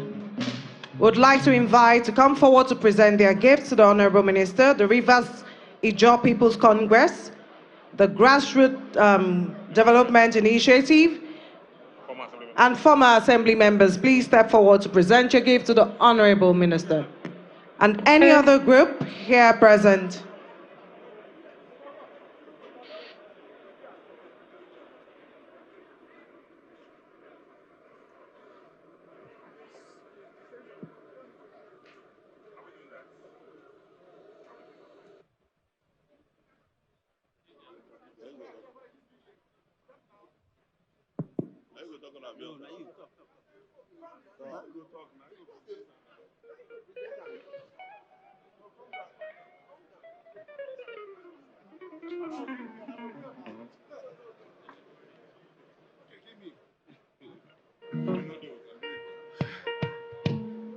Your Excellency, our leader, we are the Rivers Ijaw People's Congress. You know we are your political allies. In the rain, in the shine, we'll be with you. Today, again, is another day to make another commitment. We are on the same journey with you. Nothing shakes us. We are converting more people to ourselves. And we assure you, before the era of the politics, we will take over this state. This is our token gift, just to say thank you for all your good will to us. Thank you very much. What is GDI? Thank you very much. And now we'll take the GDI. GDI. Former Assembly members are already on ground to make their presentation.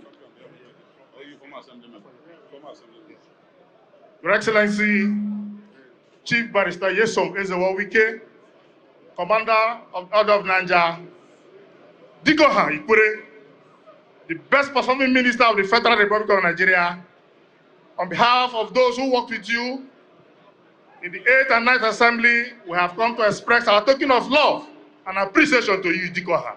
Congratulations. God bless you, Your Excellency. Thank you very much. GDI, please. Your presentation. Yes, sir.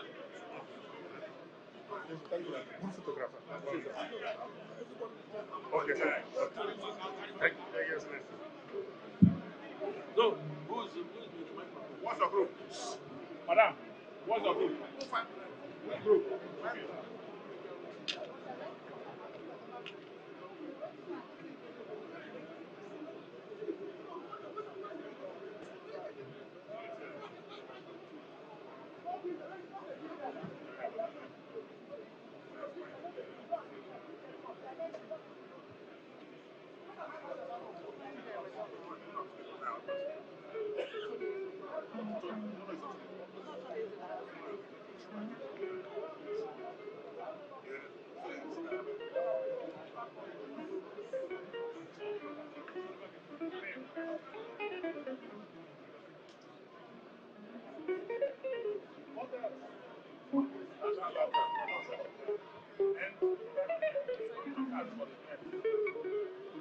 I want to thank all of you. Thank you very much as we continue to celebrate the excellence, the leadership, and the dedication of the celebrant.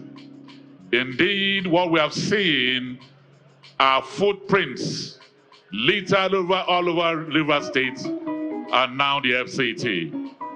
GDI, thank you. RIPCO, thank you. Former Assembly members, we thank you.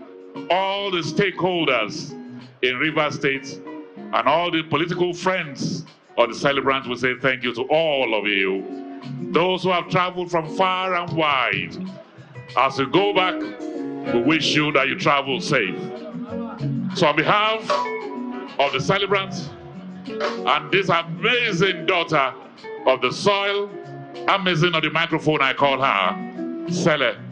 Thank you, everybody. Shall we all rise now for the national anthem as we close? The national anthem, please. Nigeria, we hail thee, our own dear nation.